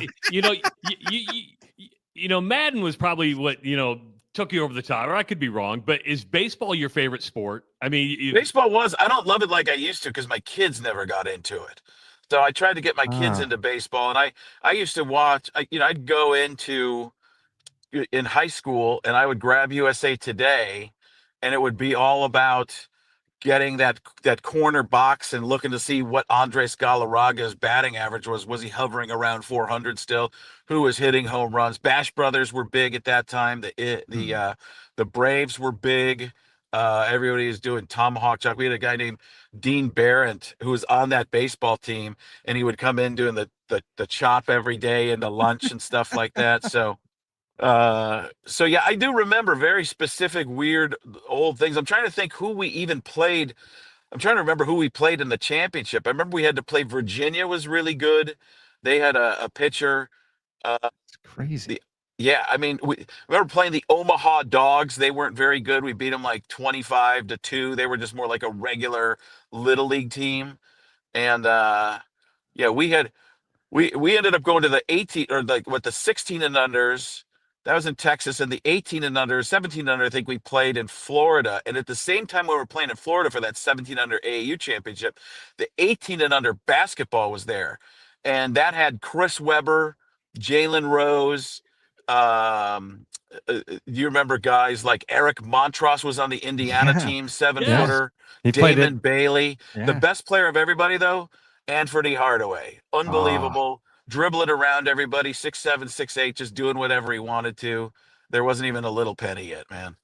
So this is how I spent my weekend. And Frank Caliendo joining us on the Rush Radio Show. He's going to be at the Funnybone Comedy Club Thursday night. Doors open up at 6. One show at 7 o'clock. Get your tickets now. But I spent my weekend, Frank, watching a lot of videos. And those videos were of you playing ping pong. And you are a serious ping pong player. Now, is it true there are like underground ping pong clubs that take place at night at like secret locations that you'll show up at? I do play. There's a club there in Des Moines and a couple people I play with. I don't think I'll have time this time. I'll just get into town and do the show, and then I'm out like at 5 a.m. the next day. But yeah, there's a lot of table tennis, ping pong players. Ping pong is a name brand. Did you know that? Like nobody cares, but ping pong is like Kleenex or Q-tip. It's the Or name of a Band-Aid? brand. No Yeah, kidding? Band-Aid. Yeah, it's not. It's a name brand. The actual sport is table tennis. Yeah, which is no. Everybody calls it just ping pong, though. It used to be a thing where people are like, it's not ping pong, it's table tennis, and now people are like, you want to play some pickleball? No, I play a real sport, ping pong. You mean table tennis? No, I just don't mean pickleball. So yeah, I play. I mean, when I was in Vegas doing a show, there were former national champions there, or a former national champion, and there was a club, and I had nothing to do during the day in Vegas, so I would just go play at this club, and I got quite a bit better. people see me and think I'm unbelievable, and I'm like, no. If I play at somebody at a really high level, they'd crush me. But when I was in Houston a few weeks ago, I was playing a guy who was on the Olympic team. I couldn't, I can't hang with him, but I can hit with him and even score some points once in a while. But because you can't get their serves back, the serves are so good, it's ridiculous. You don't know if it's top spin, side spin, underspin, and they fool you, and you're just going, you're trying to hit the ball, and it's going straight down. You're like, how is that underspin? That doesn't even make sense. So, yeah, I burn a lot of calories playing it too. It's about 600 calories an hour playing table tennis. I'd rather do that than go for a slow old man jog. Is this something that started like when you were 6, 7 years old? You've been playing table tennis all your life, or did you? Well, just my pick it dad up? played. My dad played when I was a kid. To go back even further, he was a minor league baseball player in the White Sox organization. That's why I got into baseball. This is crazy. So, but he played ping pong at a club in Waukesha, Wisconsin, and we'd go there once in a while. But we were just little kids and didn't really know what we were doing. My dad actually played for Triton Junior College, which is where Kirby Puckett went, and then he played at Eastern Illinois. That's where he went to play baseball. You're saying played baseball at those places, right? Yeah, Not he played ping baseball pong. at Triton, Yeah. and then my dad, not known as the greatest scholar in the world, then he went to Eastern Illinois and ended up in the White Sox organization. Just played a few years. Sarasota Sun Sox is the main one. If you look up Frank Caliendo batting average, I think that, because his name's Frank Caliendo too, it pops up that he's with the team. I think he only played a couple years, but he was like, he just picked up a bat. It was Moonlight Graham. He picked up a bat and a ball as a kid and just played. Nobody ever taught him how to play. There was no training at that time. He's just a kid in Elmwood Park, Illinois, that was quick. Played middle infield. They put him at shortstop. Didn't have the arm. Probably should have played second base his whole life. Might have had a better shot. But still playing softball. Every time you see him, they give you his stats. Went 2 for 2. And it's the most important thing in the world. Went 2 for 2. Pitched in a complete game. Oh, and also your uncle died. That's not what you're leading with? No, his stats are more important. So he plays the senior league softball. That's awesome. It's not even, it's senior league. I'm in the 80s. I'm playing 80. If you play 90 and under, I'm elite. If you play 80 and under, I'm just pretty good. So, their team's sponsored by a funeral home.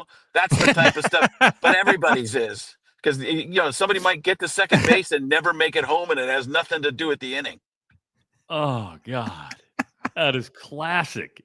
Yes, when I hear a ping pong going to in Waukesha, that it seems like I lived in Wausau for a couple years, right? And to me, that would have been like going curling, where you said you went curling, you just went drinking. I'm thinking Waukesha, you went to play ping pong, but you just really went drinking. It does sound code. It does sound like code for a husband to a wife. It definitely doesn't sound real.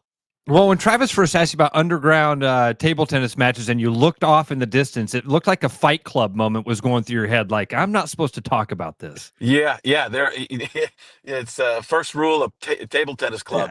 Don't talk about table tennis club. Yeah. Now, when you said Des Moines, that there's a place in Des Moines, there's a place downtown called Ricochet that has a bunch. Is that upstairs? Is that it used to be? Yeah. Okay, it used to be in the East Village. I've been there with my friend John, who's an insurance guy there, who beats me all the time. He plays a special grip that's usually only played in Pittsburgh, called the C. Miller grip. This is fairly interesting. Is this serious? No. I couldn't make of this stuff.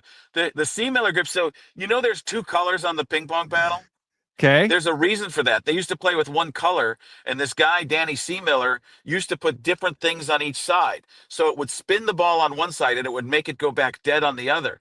Well, the Chinese were so good. The Chinese team was so good that they trained and had all this ability before everybody else, right? But he went over, and he was beating people because they didn't know what were on the 2 sides. So they made a rule. I was going to say a law, which is what it would be even better. They made a rule. You had to have different colors on each side and declare what was on each side of it, so that you couldn't do that anymore, because these superstar Chinese players were just going to swing, and the ball was going in a different direction. They're like, what do we do? So they made a rule based on that. Frank Caliendo, again, Thursday night at the Des Moines Funnybone. Doors open up at 6 o'clock, show at 7 o'clock. I know you got to get to some Milwaukee radio. They must be. If you grew up listening to them, these guys have been on the air a long time. That's impressive. Yeah, it's unbelievable, and they're still huge. That's the crazy thing. Bob and Brian in Milwaukee. It's just and they used to do this soap opera thing called All My Packers and stuff like that. That was like a silly, character driven thing, but. Yeah, it's pretty crazy. And when I went to interview them, how I met them was I was in college. I went to University of Wisconsin Milwaukee, and I had to interview different radio show hosts. And I didn't even have as a typical stupid kid. I went to interview them, and I didn't have a tape. So a little audio tape, an analog audio tape recorder. So I took one of my mom's tapes that had Captain and Tennille on it. And it was better than a Barry Manilow. She listened to that more. I pushed the things or however you did it so you could still record on it. I put it in the recorder. And then when I came to interview these guys, it fell on the ground and they saw the label Captain and Tennille. Like, what is this kid? What a dumb college kid. So pretty crazy. Well, drive safe to Minneapolis and drive safe to Des Moines. And I'm glad you took the time. I talked to Colleen yesterday, by the way. She says when the new club opens in Omaha, she wants you to play it. So you need to get back to Omaha. I was one of the last people there in the club before it moved. We went to visit the site of that new club, that new Funnybone, which is related to the Des Moines Funnybone there. It's unbelievable. I mean, it's great. It's quite frankly, probably number one draft pick. I don't know. I was just trying to tell you what, man, I can't wait to be there. We didn't do a lot of voices, and that's when they realized it was about time to leave and he should do the fireworks ending. According to my sources, at this particular time, it appears Shadur Sanders has been pranked by a couple of jerks, and there is a problem. What are we going to do? I don't like it. I don't know why somebody pranking Shadur Sanders gets a couple other guys a prank. At the end of the day, you don't want to prank people because you might end up losing your dad his job. I tell you what, man, just go unbox something. That's the best way to do it. I'm gonna unbox a pizza later, and then we're gonna have a Barstool pizza review of Pizza Unboxed, man. I just put that sentence together better than I've ever put one before. All right, guys. All right, even thanks, look Frank. like Gruden. Thank you so much, Frank. This was awesome. Thank you so much, That's tremendous. Gonna go play some ping pong, man. Frank Caliendo. Thanks, Frank. Be safe and drive. All right. Frank Caliendo joining us on the Rush Radio Show. And wow. It wasn't the impressions. I'm glad it wasn't the impressions. Honestly, that's the only thing I've always known Frank Caliendo was as an impressionist, almost like a Rich Little type of thing. We talked about like that. When I think of impressionists, that's the guy from my childhood. I'm glad that we did that because that was funny. Yes. I mean, not that his impressions aren't. I didn't mean that to sound that way. I mean, that was awesome to see that. That's man, what an awesome. I mean, the fact that everything about that was cool. He still calls it AAU and not U-Trip. I mean, that's how old he is, right? So the AAU championship was at Urbandale, and then he kind of got it. He said Beaverfield. I think he's probably talking about Beaverdale, right? Yeah, Beaverdale Little League, probably. Yeah. And then he starts just name dropping, and you're like, wow. Oh, my dad went to the same JUCO where Kirby Puckett played, and then my dad was in the White Sox I don't care organization. what he says. I don't care what he says. And for him to get the Merle Hay Mall. Oh, yeah, I remember. That's a crazy memory. Name a mall you went to as a kid that wasn't the mall in a different town. Hey, 515-517-2303. If you want a pair of tickets to Bacon Fest, call right now. Bacon Fest tickets right now. I'll take first caller at 515-2303, and you're going to get a pair of Bacon Fest tickets. 515-517-2303. You just said 515-2303. Oh, yeah. That won't work. No. So, yeah, don't forget the 517.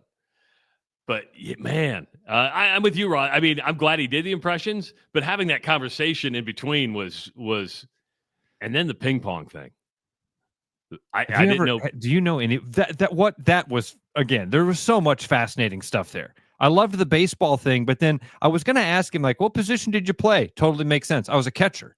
And that's kind of where this whole thing started. I had a captive audience, and I loved making people laugh.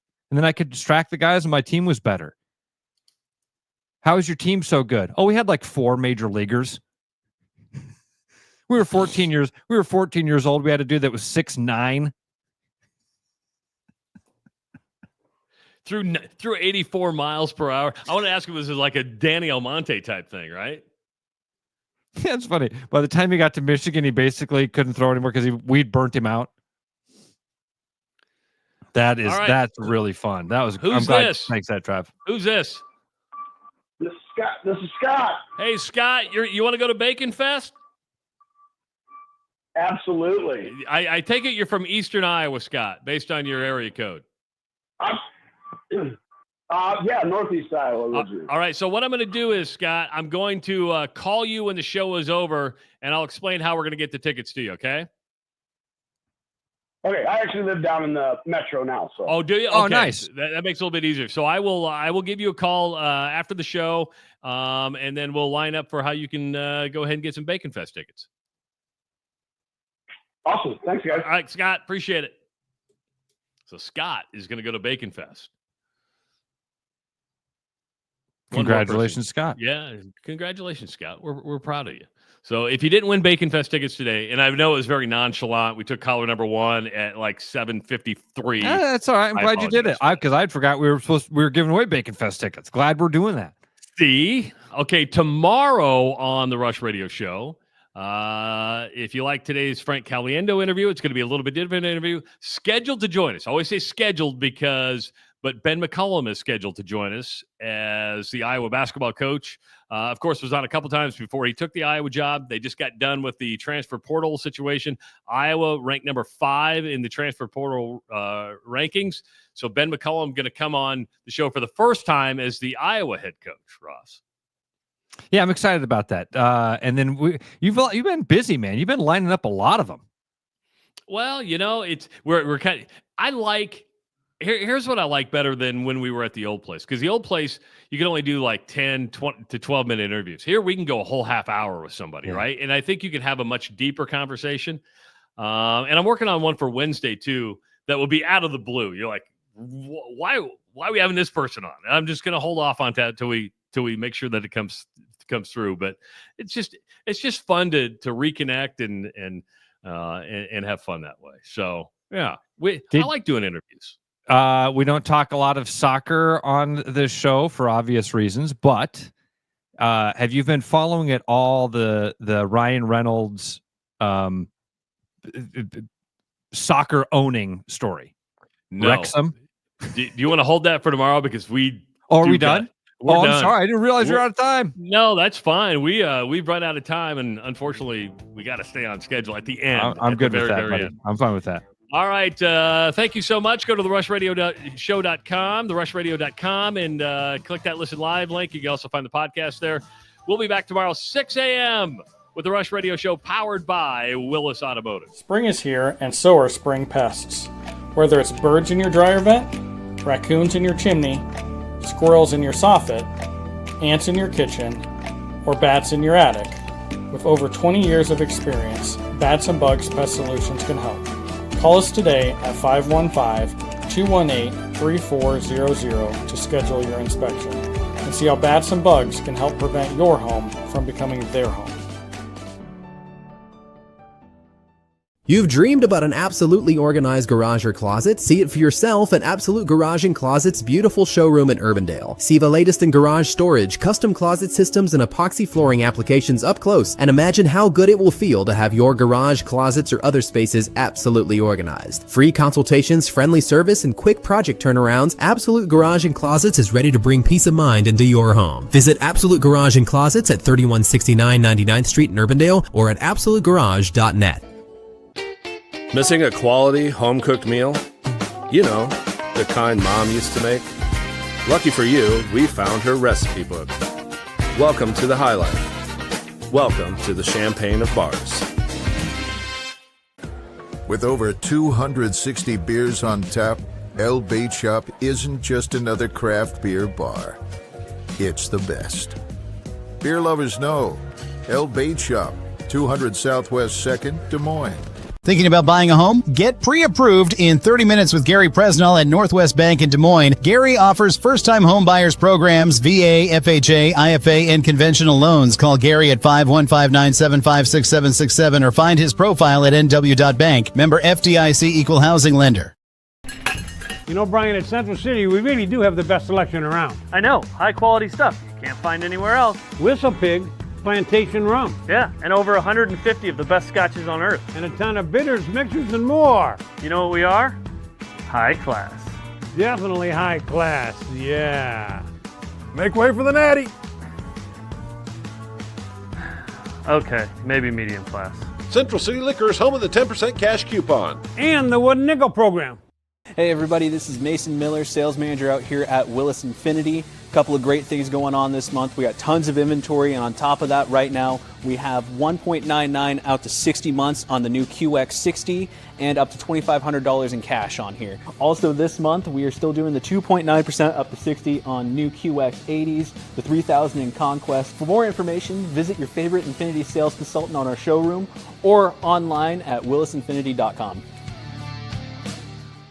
Do you have a pest problem? With over 20 years of experience, Bats and Bugs Pest Solutions is Central Iowa's local expert in fast, effective, eco-friendly pest solutions at a fair price for your home or business. Call us today at 515-218-3400. There's a new spin on casual dining near Drake University. Lucky Horse Beer and Burgers. Craveable faves, flatbreads, delicious burgers, frozen cocktails, and a crazy cool vibe. Get to Lucky Horse Beer and Burgers today. You got me falling hard, sweet baby, got me falling hard for you. It's you. I felt this way before, you know it's true. It's you. You got me more and more. Oh, you got me falling hard.